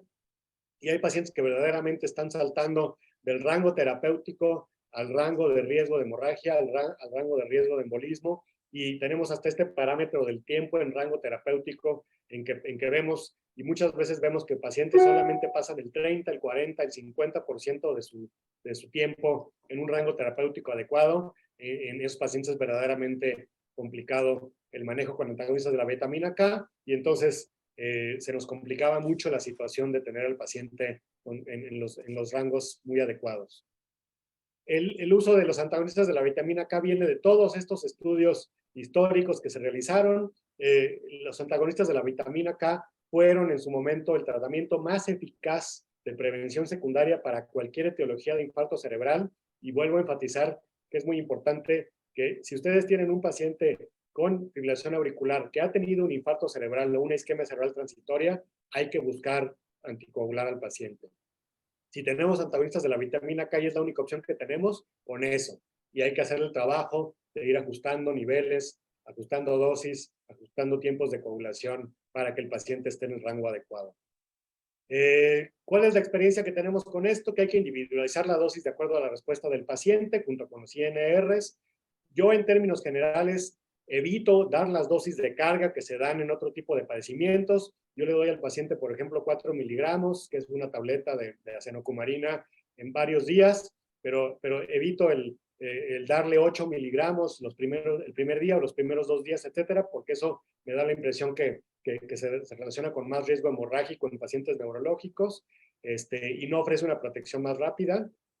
Y en pacientes ancianos, hepatópatas y malnutridos, te conviene empezar inclusive con dosis más bajas, posiblemente 2 miligramos al día, e ir tomando los cuidados del INR para ver que el paciente no llegue a un nivel excesivo en forma rápida. Y ahora, afortunadamente, tenemos los nuevos anticoagulantes, el Abigatran, el Rivaroxaban y el Apixaban, el Edoxaban también, que yo no lo ponía acá porque no lo teníamos en México, pero ya lo tenemos en México. Y en términos generales, los anticoagulantes directos o nuevos han demostrado ser más efectivos en prevención secundaria, específicamente la apixaban, y todos han demostrado ser más seguros en términos que disminuyen el riesgo de hemorragia cerebral y de hemorragias sistémicas. Son menos engorrosos para el médico y para el paciente. No hay que tomar pruebas de coagulación, no hay que estar haciendo INRs, no hay que estar modificando dosis, es la misma dosis para todos los pacientes. Todos tienen bastantes ventajas, pero tienen una desventaja muy clara, en que son bastante más caros que, por ejemplo, los antagonistas de la vitamina K. Entonces, nuestros pacientes de la medicina pública, en ocasiones no se puede dar anticoagulante directo y volvemos a lo mismo. Si no podemos dar anticoagulante directo, que es más efectivo en ocasiones y siempre es más seguro, le damos un anticoagulante antagonista de la vitamina K. Lo importante es que tratemos al paciente adecuadamente para que no tenga recurrencia de infarto cerebral. Entonces, el anticoagulación oral con aviso de la vitamina K es efectiva como prevención secundaria en pacientes con infarto cerebral y fibrilación auricular. La cuestión del tiempo de inicio es una de las cosas que más discutimos y por la que más nos preguntan los neurólogos vasculares cuándo se debe iniciar después de un infarto cerebral la anticoagulación. Ahorita vamos a hablar específicamente de esto y sabemos que los anticoagulantes directos en fibrilación auricular e infarto cerebral son efectivos y son más seguros inclusive que los antagonistas de la vitamina K. Estos son los estudios también angulares que nos demostraron cada uno de los anticoagulantes directos que tenían más efectividad, específicamente la apixaban, que tenían todos más seguridad, excepto por el dabigatran, que tiene un exceso de riesgo ligero en términos de hemorragia de tubo digestivo, y que es una cosa que tenemos que tomar en cuenta cuando un paciente ha tenido hemorragia de tubo digestivo, lo consideramos en riesgo alto de tener hemorragia de tubo digestivo para considerar en otras opciones. ¿Cómo tomamos la decisión de cuál anticoagulante directo utilizar? Pues podemos basarnos un poquito en las características de los pacientes de cada estudio, podemos basarnos en la efectividad y podemos basarnos en el paciente. Antes nos interesaba mucho, y es una ventaja, que el dabigatran tiene un antagonista eficaz, y entonces si el paciente tiene hemorragia sistémica, si tiene hemorragia cerebral, o inclusive si se va a someter a trombolisis, se le puede dar el idarucizumab para revertir el efecto del dabigatran y se puede trombolizar esto. Ahora ya viene el andexanet, que es para los otros 3 anticoagulantes, pero pues lo que hacemos es basar nuestra decisión en estas características. En términos generales les podría decir que todos son muy buenas opciones en pacientes con infarto cerebral y fibrilación auricular, y que podemos darle al paciente con el que más cómodo nos sintamos, yo creo, en términos generales. Y entonces la guía de 2021 ya nos habla de que en pacientes con fibrilación auricular e infarto cerebral o ataque isquémico transitorio se recomienda anticoagulación con anticoagulante directo o con antagonista de la vitamina K. Una cosa importante es que en pacientes con fibrilación auricular o infarto cerebral o ataque isquémico transitorio, pero que tienen válvula mecánica, metálica o valvulopatía mitral, se recomienda la anticoagulación con antagonista de vitamina K. Hay estudios que han comparado los anticoagulantes directos con antagonistas de la vitamina K y no tienen la misma efectividad en una válvula mecánica el anticoagulante directo. Entonces, pacientes con válvulas mecánicas, pacientes con estados protrombóticos, como por ejemplo el síndrome antifosfolípido y otros, el paciente es candidato a antagonistas de la vitamina K, no a anticoagulantes directos. Otra situación, el infarto agudo de miocardio, en pacientes que tienen un infarto agudo de miocardio inferior, con fracción de eyección disminuida y con trombo intraventricular, se anticoagula por 3 meses el paciente y posteriormente ya se queda con el antiplaquetario, con lo que necesita el paciente. Pero es otra indicación de pacientes con infarto agudo de miocardio, con trombo intracavitario y con infarto cerebral o ataque isquémico transitorio. La insuficiencia cardíaca congestiva es un tema que siempre se ha discutido mucho. Yo me formé pensando y leyendo que en insuficiencia cardíaca congestiva había que dar anticoagulante. Posteriormente salieron estudios en que se demostraba que era muy similar el beneficio de antiplaquetario contra anticoagulante. Y ahorita lo que se considera es que en un paciente con miocardiopatía isquémica o no isquémica, con fracción de eyección disminuida, se puede indicar ya sea antiplaquetario o anticoagulante en forma individualizada. Si se considera que es un paciente de muy alto riesgo, que tiene fenómeno de humo en el ecocardiograma, que es que el contraste espontáneo que le decimos, etcétera, etcétera, se considera que es de mayor riesgo y se puede considerar anticoagulante. En la mayoría de los pacientes con insuficiencia cardíaca, con fracción de eyección disminuida, el antiplaquetario será suficiente al parecer. Foramen oval permeable, estamos en la época de que cuando el foramen oval permeable se considera el causante del infarto cerebral, pues buscamos cerrarlo. En muchos de nuestros centros no es fácil tener el Amplatzer, el dispositivo para cierre de foramen oval. Entonces, primero tenemos que estar muy seguros de que el foramen oval permeable es la causa del infarto cerebral, sobre todo en pacientes mayores que tienen foramen oval permeable y que tienen fibrilación auricular concomitante, pues está un poquito difícil achacarle la causa del infarto cerebral al foramen oval permeable, pero si estamos seguros de ello y consideramos que el paciente no puede someterse a cierre de foramen oval porque no contamos con él o porque tiene alguna contraindicación, alguna cosa, podemos decidir darle anticoagulante o darle antiplaquetario. Y al parecer darle anticoagulante no es mejor que darle antiplaquetario. Vuelvo a hacer la precisión.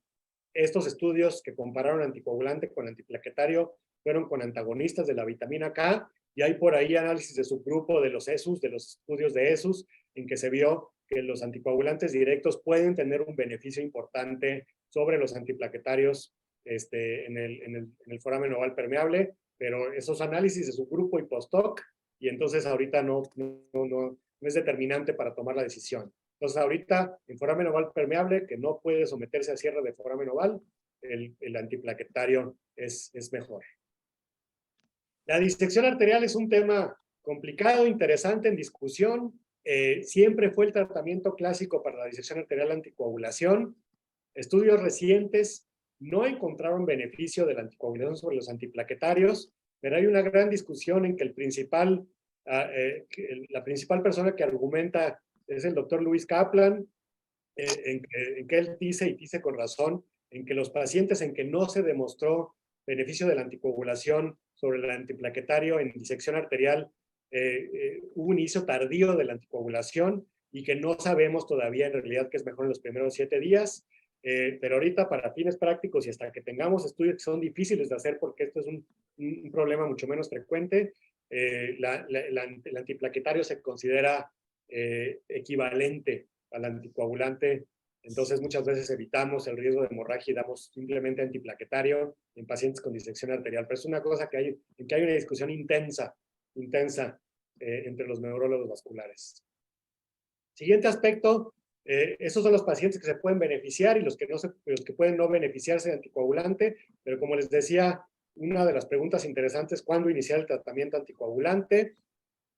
¿Para qué empezamos tratamiento anticoagulante en forma muy temprana? Para evitar la recurrencia temprana del infarto cerebral. Estas etiologías que hemos visto, la fibrilación auricular, etcétera, pueden tener recurrencia temprana en los primeros 14 días y entonces, por supuesto, buscamos dar anticoagulante para evitar ese 5% de riesgo en 2 semanas que un paciente con fibrilación auricular puede tener de recurrencia hospitalaria. Siempre es muy doloroso tener al paciente en el hospital con un infarto posiblemente leve y que tenga otro infarto que lo pone peor mientras está hospitalizado. Pero eso lo tenemos que balancear con el riesgo de transformación hemorrágica. Todos ustedes saben que el infarto cerebral puede sangrar, puede tener hemorragia, y esto sucede más en cardioembolismo, con lesiones más grandes. Entonces tenemos que balancear el beneficio de evitar la recurrencia temprana con el riesgo de transformación hemorrágica. Y lo que hemos utilizado un poco empíricamente toda la vida es esta regla que le podemos decir la regla de 1, 3, 6 y 12, o la regla de Diener, porque Hans Diener es la que lo acuñó. Y lo que hacemos generalmente es, ya sea por criterio clínico de gravedad basado en la escala de NIH, o por criterio de tamaño, darle al paciente anticoagulación. Si tiene isquemia cerebral transitoria, o sea, tiene un NIH de 0, anticoagulación en el primer día. Si tiene un infarto leve con un NIH menor a 8, anticoagulación en el día 3. Si tiene un infarto cerebral de moderado tamaño o con NIH entre 8 y 16, anticoagulación en el día 6. Y si tiene un infarto severo de NIH de más de 16 o un infarto muy extenso, esperar hasta el día 12 para empezar anticoagulaciones. Por eso es la regla de 1, 3, 6 y 12. Esa es la regla que hemos utilizado. Por supuesto, si tenemos un paciente con un infarto muy extenso, pero le hacemos un ecocardiograma y vemos un trombo móvil intracavitario que está amenazando embolizar, pues platicamos con la familia, evaluamos el riesgo y posiblemente empezamos anticoagulación antes. Depende de la situación. Si el paciente tiene un infarto extenso, pero tiene una válvula mecánica, pues posiblemente empezamos antes anticoagulante, pero en términos generales podemos basarnos en estas guías generales para decidir cuándo empezar anticoagulante. Vuelvo a lo mismo. Esto se hizo para antagonistas de la vitamina K y todavía lo utilizamos para anticoagulantes directos, pero está cambiando un poquito esta situación. Con los anticoagulantes directos, si vemos los estudios que nos demostraron la efectividad, no nos sirven de mucho esos estudios para decidir cuándo empezar el anticoagulante, porque solo en el caso de la Apixaban se empezó el anticoagulante directo en los primeros 7 días, pero la mayoría de los pacientes tuvieron un inicio mucho más tardío y en el resto se utilizó el criterio clásico de que por lo menos esperar 2 semanas después de un infarto cerebral para empezar anticoagulante. Entonces, estos estudios no nos sirven mucho para decidir si podemos empezar anticoagulante en los primeros 7 a 14 días de un infarto cerebral. También este año salió este estudio muy interesante, observacional, extenso, en que se juntaron un gran grupo de investigadores de registros de pacientes con infarto cerebral y fibrilación auricular, estudios que todos conocemos, el Samurai, el RAF-NOAC, el CROMIS, etcétera, juntaron sus datos y se pusieron a ver cuál era el riesgo temprano si se daban anticoagulantes directos en etapas muy tempranas, y ellos en este estudio observacional demuestran que es bastante seguro darlo en la etapa muy temprana, en que se disminuye el riesgo de embolismo si se da en la etapa muy temprana el anticoagulante directo y no hay un exceso de hemorragias. Entonces ellos se atreven a decir que esta regla de 1, 3, 6 y 12, y de acuerdo a lo que salga en estudios prospectivos, se podría acabar convirtiendo en una regla de 1, 2, 3 y 4, es decir, que podríamos empezar anticoagulantes directos desde el primer día en ataque isquémico transitorio y de acuerdo a la gravedad del infarto en leves, moderados y severos en el día 2 o 3 o 4, pero inclusive los infartos más extensos y más severos ya poderlos anticoagular desde el día 4. Esto no es definitorio, son estudios observacionales, pero es muy interesante la consideración de que tal vez podemos ser mucho más aventurados para empezar el tratamiento anticoagulante con los anticoagulantes directos en pacientes con fibrilación auricular después de un infarto cerebral. Y otro tema que yo tomo mucho, sobre todo cuando hablo con cardiólogos, porque ellos tienen el hábito mucho más frecuentemente, es de que sí, es muy necesario en pacientes con infarto cerebral y fibrilación auricular dar anticoagulación de puente. En México es usual que al paciente se decida dar anticoagulación y se le dé o heparina no fraccionada o más frecuentemente ahora heparina de bajo peso molecular en dosis anticoagulantes y que posteriormente, ya cuando ha pasado unos días, se le empieza a dar al paciente ya sea acenocumarina o ya sea anticoagulantes directos y entonces ya se considera que el paciente ya ha quedado anticoagulado. Pero hay estos dos estudios, el estudio RAF y el estudio RAF-NOAC, que son estudios observacionales, que los dos demuestran básicamente lo mismo para antagonistas de la vitamina K y para anticoagulantes directos, en que dar esta anticoagulación de puente aumenta tanto el riesgo de eventos isquémicos tempranos como el riesgo de hemorragia. Entonces, como les digo, no son estudios prospectivos, no son estudios aleatorizados, etcétera, pero sí nos dicen que posiblemente y en términos generales no es necesario empezar heparina no fraccionada o heparina de bajo peso molecular y podemos ir directo a empezar el antagonista de la vitamina K o el anticoagulante directo para anticoagular a nuestros pacientes con problemas neurológicos, con isquemia cerebral y con fibrilación auricular. Y finalmente, ya para terminar mi plática, me gusta también enfatizar esto del ESUS. Llevamos varios años investigando la posibilidad de darle a pacientes que tienen infartos cerebrales embólicos, pero que en los que no se ha demostrado un origen de fibrilación auricular. Se ha investigado la posibilidad de darles anticoagulantes. Estos son los 3 estudios principales, y ya los 3 estudios principales demostraron que no hay beneficio ni de dabigatran, ni de rivaroxaban, ni de apixaban, pacientes en que tienen un infarto cerebral de características embólicas, pero en los cuales no se ha demostrado fibrilación auricular. Entonces, hasta ahorita, y vuelvo a las primeras diapositivas que yo les decía, ¿qué tenemos que hacer? Investigar la etiología. Y si no encontramos una etiología, seguirla investigando. Y si no encontramos, si pensamos que es un infarto embólico lo que tiene el paciente y no hemos podido ver fibrilación auricular, hacerle monitoreos de 7 días si los tenemos, o 2 holters de 24 horas, o ahorita está también mucho la discusión de hacer monitoreos más prolongados para buscar fibrilación auricular, y si la encontramos, anticoagular al paciente, y si no la encontramos, pues todavía no anticoagularlo porque no tiene beneficio hasta donde sabemos. Conclusiones de esta parte de la plática: es muy importante determinar la etiología del infarto cerebral y en particular determinar si el paciente tiene fibrilación auricular. Si el paciente tiene una razón, una etiología que se beneficia para prevención secundaria de anticoagulación, debe anticoagularse. Y clásicamente se han utilizado los antagonistas de la vitamina K, y los directos que tenemos ahora son igual de efectivos y más seguros, desgraciadamente más caros, no están disponibles para todos los pacientes, pero van extendiendo sus indicaciones. Estamos en una época interesante porque ya cada vez tenemos más pacientes a los que podemos beneficiar con este tratamiento de anticoagulación en prevención secundaria. Les agradezco nuevamente y quedo pendiente de cualquier pregunta que ustedes tengan. Bueno, muchísimas gracias, excelente la presentación. Hay varias preguntas, no sé, Carlos, si querés arrancar vos con alguna pregunta, si no yo comienzo con todas las que fui anotando. Dale, yo voy a aprovechar. Primero, Juan Manuel, si bien vos lo pusiste, la anticoagulación de puente, vos no la usás entonces.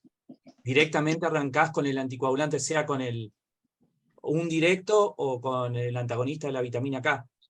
En infarto cerebral y fibrilación auricular específicamente, si utilizamos un directo, tenemos la desventaja de que el paciente va a tardar varios días en llegar al nivel adecuado de anticoagulación. Con el directo llegamos inmediatamente, pero sí, en términos generales, en fibrilación auricular y en infarto cerebral, cuando yo veo que es el momento de empezar la anticoagulación, empiezo directamente con la anticoagulación oral por estas situaciones. Siempre ha habido el miedo de la respuesta paradójica y de la necrosis cutánea, etcétera, que ahora sabemos que es en pacientes que tienen deficiencia de ciertos factores de la coagulación, pero hay por ahí un artículo que dice que esos fenómenos paradójicos de la anticoagulación son como Santa Claus. En realidad es bastante inusual verlos, entonces que lo podemos hacer con seguridad. Y estos estudios observacionales grandes pues nos dicen que lo ideal es eso. Me cuesta trabajo, sobre todo con los cardiólogos, que lo hagan. Hay otras situaciones como trombosis venosa cerebral, etcétera, en que es muy importante empezar con un anticoagulante inmediato, y ahí sí definitivamente utilizamos heparina de bajo peso molecular, y etcétera. Pero en particular en fibrilación auricular, yo trato de ya evitarla. Ok. Y la última, Juan Manuel, te planteo una situación específica que hemos tenido en el servicio: paciente que tiene una fibrilación auricular, que tiene antecedente de un ACV isquémico, está anticoagulado, hace un ACV hemorrágico, y le hacemos una resonancia y nos encontramos con un patrón de angiopatía amiloide, que ahí nos plantea no iniciar la anticoagulación, y te quería consultar la oclusión de la orejuela izquierda, que si la hacen, qué experiencia tenés. Claro, este tema de la anticoagulación se puede complicar todo lo que queramos. El tema de un paciente que tiene, por ejemplo, fibrilación auricular y que hace una hemorragia cerebral, la idea de cuándo se tiene que reiniciar la anticoagulación es mucho más difícil. Parece que los primeros 15 a 21 días es el momento adecuado, también basado en cosas muy observacionales. Todavía peor, un paciente que tiene una válvula mecánica que está anticoagulado y que hace una hemorragia cerebral. Hay posturas muy disímiles. Hay gente, por ejemplo, en China que dice que el paciente se le quita el anticoagulante oral en forma indefinida, a pesar de que tiene una válvula mecánica, que a nosotros nos pone muy nervioso esto. Hay gente que dice que sí hay que pensarlo inicialmente, pero hay también un artículo que dice que estas consideraciones están en una data free zone. No tenemos nada de evidencia muy buena para tomar esas decisiones, y las tomamos un poquito empíricamente. Hay un estudio de la ASH, de la Sociedad de Hematología Americana, en que le preguntaron a 9 personas qué harían, cuándo reiniciarían anticoagulante en pacientes con hemorragia cerebral y fibrilación auricular, y las 9 expertos opinaron cosas diferentes. Entonces eso nos dice de lo difícil que es esto. Y lo otro que me preguntabas, ¿cuál era, perdón? Perdón. No, la oclusión de la orejuela izquierda. Si te la planteás. Yo siempre le pregunto a los cardiólogos, cada vez tenemos más cosas para ofrecerle a estos pacientes. Tenemos anticoagulación, tenemos oclusión de orejuela, tenemos ablación para tratar de quitar la fibrilación auricular, y en términos generales yo creo que lo que se considera hasta este momento es que la ablación no es un tratamiento de prevención para fibrilación auricular, porque muchas veces hay recurrencia y muchas veces los propios cardiólogos dicen que tienen que seguir la anticoagulación los pacientes. Y el cierre de la orejuela lo estamos empezando a realizar, pero lo estamos realizando en pacientes en que hay una contraindicación para anticoagulante. Sabemos que es una cosa efectiva y está empezando a equipararse muy bien. Sabemos que hay un 10% de los pacientes con fibrilación auricular que tienen coágulos extraorejuela y que van a tener ese riesgo inclusive si se cierra la orejuela. Pero ahorita nuestra idea es que es eficaz y que se puede hacer en pacientes que tienen contraindicación para la anticoagulación. Ya si cambia más adelante y se hace completamente equiparable, pues ya lo veremos. Ok, perfecto. Bueno, yo me quería sumar a felicitarte nuevamente por la charla y paso a hacer la pregunta, algunas que hizo la audiencia. Una de las preguntas es: ¿cuáles son los criterios actuales de cardiopatía atrial? Ese es un tema que está también en boga, y yo creo que vienen cosas muy interesantes. La idea es que hay pacientes que tienen fibrilación auricular y hay pacientes que tienen alteración estructural o eléctrica de la aurícula, ya sea un bloqueo interauricular o un crecimiento auricular que hace que, antes pensábamos o que los predispone a fibrilación auricular o que propiamente es una causa de infarto cerebral. Que propiamente es una causa de infarto cerebral. Viene un estudio que se está realizando, que es el estudio Arcadia, en que tiene parámetros muy específicos, básicamente de crecimiento de la aurícula o de este síndrome de Bayes, en que hay un bloqueo interauricular, en que se considera que eso nos habla de una atriopatía estructural o eléctrica, digamos, y lo que está estudiando el Arcadia es que si esos pacientes con criterios de atriopatía sin fibrilación auricular pueden ser candidatos a anticoagulación. Entonces estamos muy interesados en el resultado de este estudio, porque sería una nueva etiología para el infarto cerebral, en que ya tenemos el anticoagulante como una medida eficaz de prevención secundaria. Sí, creo que también es interesante respecto a la Arcadia recordar el tema de fibrosis cardíaca, que con resonancia se puede ver muy bien, y son esos pacientes que uno dice, le pusiste telemetría, le dejaste un dispositivo, no le encontrás fibrilación auricular y claramente uno ve que hacen una recurrencia y el evento es cardioembólico, y muchas veces yo creo que la Arcadia cuando tenga los resultados nos va a dar un poco de mayor evidencia en esto de la fibrosis cardíaca, de esos pacientes que uno tiene que explicarlo y no encuentra la evidencia de por qué hicieron la recurrencia. Así que bueno, esperemos el resultado de Arcadia, que era otra pregunta de la audiencia, si había algún resultado del estudio Arcadia, así que bueno, ya la contestó. Y la tercera pregunta y la última de la audiencia es financiamiento para los NOA y sobre todo para los reversores, ¿no? Mencionaste como cuestión terapéutica los reversores, los principales NOA, rivaroxabana, apixaban y dabigatran. Y la pregunta de la colega es un poco cómo financiarlo, ¿no? Porque son altamente caros los reversores. Sí, en México, por ejemplo, tenemos idarucizumab en el país, pero no lo tenemos en los hospitales. Hay uno que otro centro que lo tiene, y entonces, para fines prácticos, no está disponible. Y el Andexanet ni siquiera se encuentra disponible.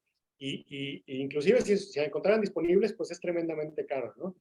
Yo siempre he estado en tratos con los laboratorios para que lo traigan, para que lo hagan más disponible, etcétera. El primer uso de esos reversores es en hemorragia cerebral, ¿no? Y en hemorragia sistémica. Parece que el mayor beneficio los podríamos tener en estos pacientes que con más frecuencia tienen anticoagulantes directos, que desarrollan una hemorragia y que podemos limitar la expansión del hematoma con estos reversores. En Europa hay cada vez más experiencia interesante en que el paciente llega con la contraindicación actual, que es haber tomado anticoagulante directo en las 48 horas previas, y se le da el reversor del anticoagulante y se tromboliza después. Y al parecer con buenos resultados, etcétera. Pero todo eso a mí se me hace un poquito más lejano. Sí tenemos un programa muy importante en la medicina pública, no hay ni posibilidad de tenerlos, excepto en un hospital, Instituto Nacional de Cardiología en México, pero inclusive en la medicina privada no están presentes, y cuando están presentes son bastante caros.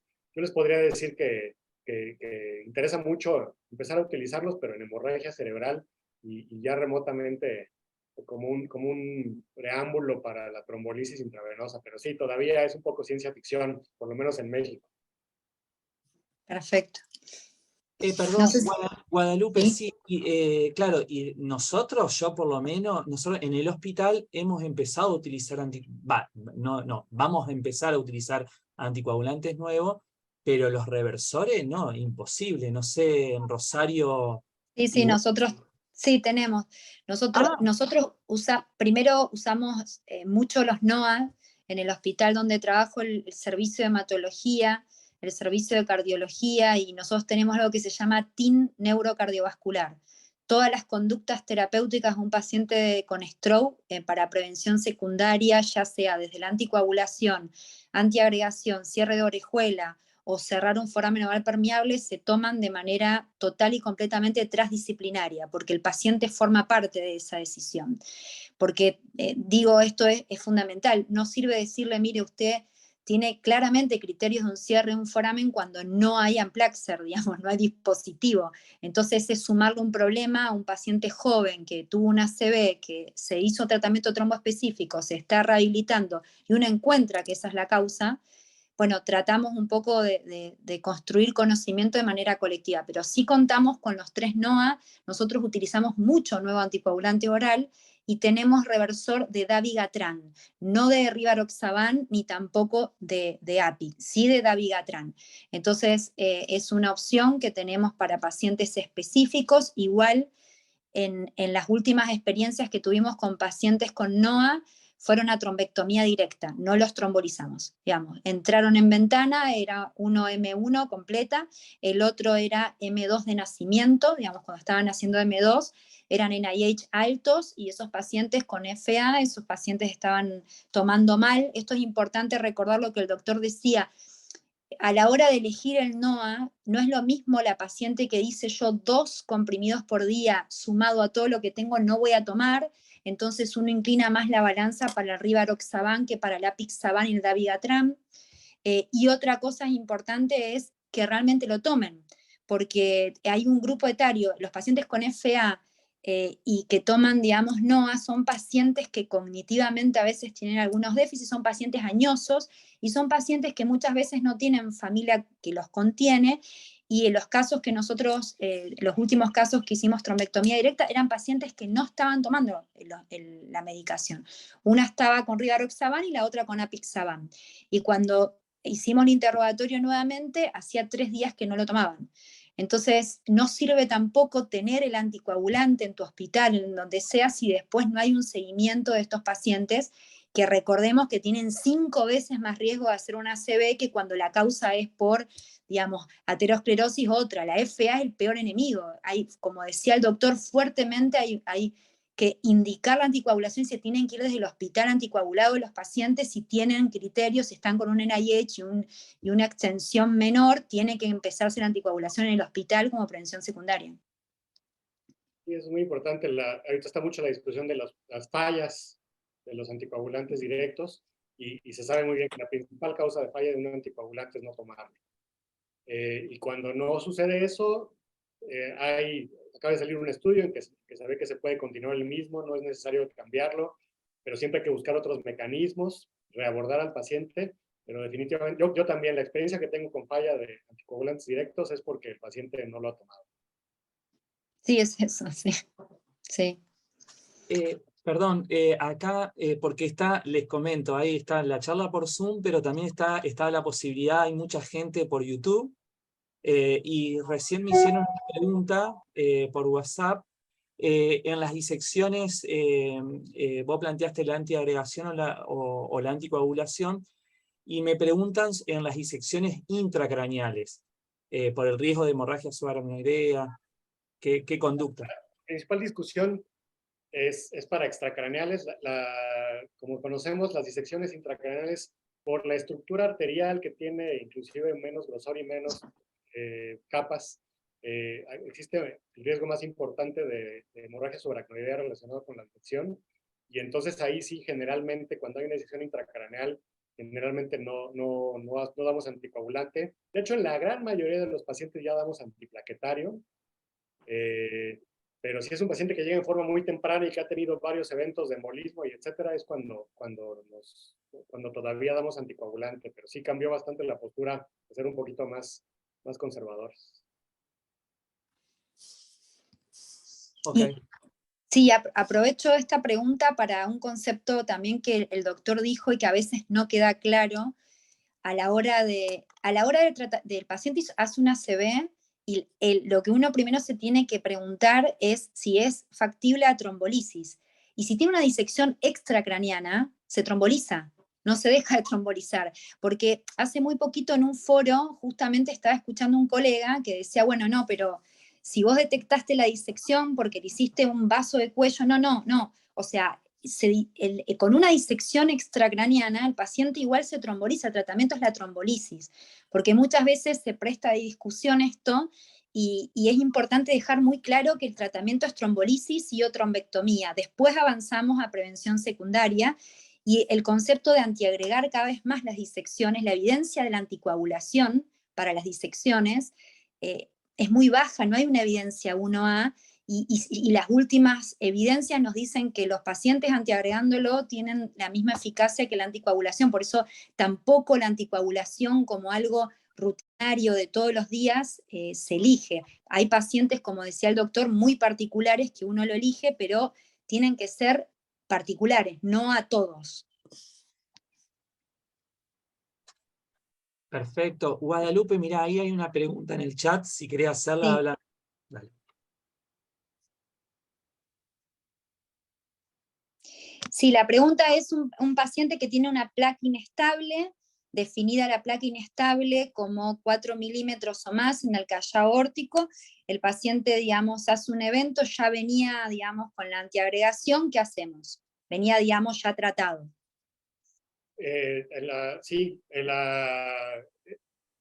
También está un poco la discusión. Hubo un estudio ARCH que hizo Pierre Marenco en que se trató de comparar la anticoagulación con la antiagregación en estos pacientes con aterosclerosis aórtica que tenían un componente móvil, y al parecer la antiagregación fue mejor. Fue un estudio que se detuvo tempranamente, y entonces las conclusiones no son tan absolutamente creíbles o determinantes. Pero en términos generales, en aterosclerosis del arco aórtico, inclusive con un componente móvil, se considera antiplaquetario como la mejor opción. Como todo, hay sus excepciones. Hemos tenido pacientes en que tienen un trombo móvil pediculado que está haciendo acá, o un trombo que también lo vemos inclusive en la carótida, el trombo móvil que lo vemos en gran riesgo de embolizar, y ahí en ocasiones sí tomamos la decisión de anticoagular.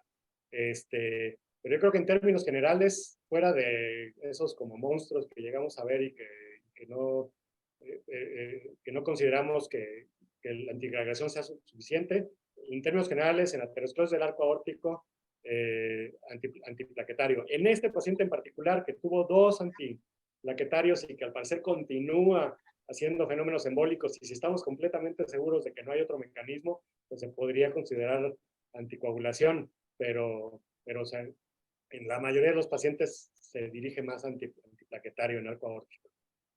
Sí, y otra cosa también que es importante recordar, sobre todo en la patología aterosclerótica del callado aórtico, cuando tuvieron evento cerebrovascular, y enfermedad carotidia, y son pacientes panvasculares, es el tema de la dosis de la estatina. Muchas veces se reduce todo. Nosotros en el hospital donde trabajo tenemos 80 miligramos de atorvastatina Lipitor, y me acuerdo que cuando lo incorporé, que fue ya hace bastante tiempo, me lo bajaban los clínicos, todo hasta que mostramos por qué le dábamos 80 miligramos, pero es muy importante recordar que no es solamente la doble antiagregación, sino que son dosis alta de estatina, objetivo de LDL menor a 70, hemoglobina glicosilada, control de tensión arterial, porque es importante lo que usted decía, doctor, de volver a pensar el paciente. Hizo un nuevo ACV, bueno, tal vez no está con la dosis de estatina adecuada, tal vez no está con objetivo de hemoglobina glicosilada, no está con objetivo de TA, entonces es un poco, ¿no?, un todo. Pero este pensamiento a veces mágico, ¿no?, de, lo cambio anticoagulante y con eso va a andar bien, y por ahí me olvidé de ajustar todo el resto, también es importante recordar. Claro. Bien, hay otra pregunta Perdón, que vamos... Sí. yo, perdón, interrumpo. Sí. No, igualmente va para vos también, Guadalupe. No, ya que lo nombraste, Juan Manuel, en los trombos móvil, en la carótida interna, ¿qué hacen si han tenido paciente? ¿Lo anticoagulan, lo antiagregan? Si bien no hay nada, pero quería saber su experiencia. Doctora Pinoz. ¿Querés que, me parece que era para ¿querés que contestamos como quieran? No, para los dos, Juan Manuel y vos, Guadalupe. Nosotros usamos cada vez menos la anticoagulación, inclusive cuando el trombo es móvil. Usamos la antiagregación, dosis muy altas de estatina, digamos la más alta posible, pero la anticoagulación la dejamos para casos muy, inclusive así el trombo esté, digamos, móvil. Porque la realidad es que a veces suma complicaciones y no hay evidencia como para poder asumirlo. Entiendo que da mucho miedo ver el trombo y entiendo que uno viene con algo que es la inercia de lo que recetaste. Si siempre diste anticoagulante, que de golpe alguien te diga, mirá, no tiene mayor evidencia, a uno le da intranquilidad porque lo conocido es cómodo. Pero en medicina vascular, en neurología vascular, es muy importante apoyarse en las evidencias, y si la mayoría de las personas y la evidencia científica nos dicen, mire, no tiene mayor evidencia y no va a hacer que disminuya ese riesgo, yo creo que es importante seguirlo. Pero nosotros en nuestro centro esa es la conducta hasta ahora. Sí, estoy de acuerdo. Antes lo que hacíamos era anticoagular a los pacientes, ahorita se ha cuestionado mucho eso. Siempre tenemos mucha discusión también con gente de terapia endovascular que dicen, bueno, yo le pongo un stent Sí. pero eso tiene bastante riesgo en el procedimiento, se pone la protección distal y en ese momento emboliza y etcétera. En términos generales, no hacemos terapia endovascular y en términos generales damos antiplaquetario, excepto en casos así ya muy, muy, muy remotos. Bueno. Creo que hay otra pregunta, Guadalupe, en el chat. Sí, había una pregunta para el doctor que hablaba sobre cuál era la experiencia de él con Rivaroxaban 2,5 miligramos más aspirina 80 o 100 miligramos. Es un poquito lo que les decía del COMPAS. Este estudio COMPAS, pero es muy importante enfatizar que es para pacientes con aterosclerosis, pacientes de alto riesgo y con aterosclerosis que tuvieron infarto agudo de miocardio, que tuvieron infarto cerebral en tiempo más prolongado que 3 meses, y ahí hubo como que bastante beneficio. Una cosa que yo digo es que tenemos que saber más y vienen estudios de esto para ver si a un paciente que tiene menos de 3 meses o el paciente que tenemos en el hospital con infarto cerebral, le podemos empezar esto como un esquema de prevención secundaria cuando es de aterosclerosis la causa. Y una cosa que enfatizamos mucho con el equipo, porque aquí también tenemos un equipo de cardioneurología que tomamos decisiones en conjunto, que esto no está demostrado para fibrilación auricular. El tratamiento de fibrilación auricular es la que hemos platicado en las dosis que ustedes conocen de los anticoagulantes directos o del antagonista de vitamina K, pero esto parece tener un beneficio hasta el momento en la aterosclerosis, y en fibrilación auricular o no lo tiene o no sabemos. Entonces no se puede. Hay veces que queremos, vamos a darle las dos cosas, pero en dosis baja, porque consideramos que tiene alto riesgo el paciente, pues no, todavía no estamos en ese momento de dar esto para pacientes con fibrilación auricular. Bien, doctor, en el chat, desde que arrancó hay felicitaciones por su charla, excelente las dos exposiciones, creo que se dejaron conceptos muy claros, así que se los quería transmitir, que ya no hay más preguntas, pero sí hay felicitaciones de toda la audiencia por la exposición. No, muy agradecido. Bueno, yo primero te quiero agradecer, Juan Manuel, excelente las charlas, la verdad muy bueno.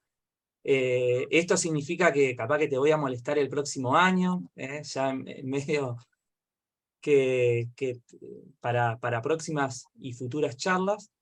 También agradecerte a vos, Guadalupe, del primer momento me dijiste que sí, así que muchas gracias y esperemos que, Juan Manuel, para que vos entiendas, estamos en una misma provincia, a pocos kilómetros, son las dos ciudades, bueno, Rosario es mucho más grande, así que, Guadalupe, para trabajar en forma conjunta, que se repitan estas charlas. Así que, bueno, desde ya, muchísimas gracias en nombre de la Asociación de Neurología de Santa Fe, en nombre del Servicio de Neurología del Hospital Cuyen. La verdad, muchas gracias a los dos. No, con todo gusto, son grandes experiencias estas, qué bueno que tenemos ahora estas posibilidades de conectarnos desde tan lejos y también, y atento a más invitaciones porque es un placer para mí.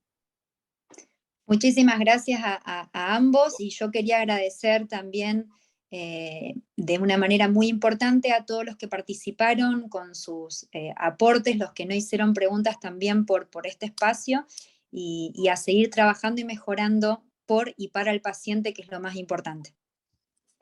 Bueno, muchísimas gracias a todos, damos por finalizado esta jornada y bueno, muchas gracias a todos. Muchas gracias. Chao, gracias. Chao, nos vemos.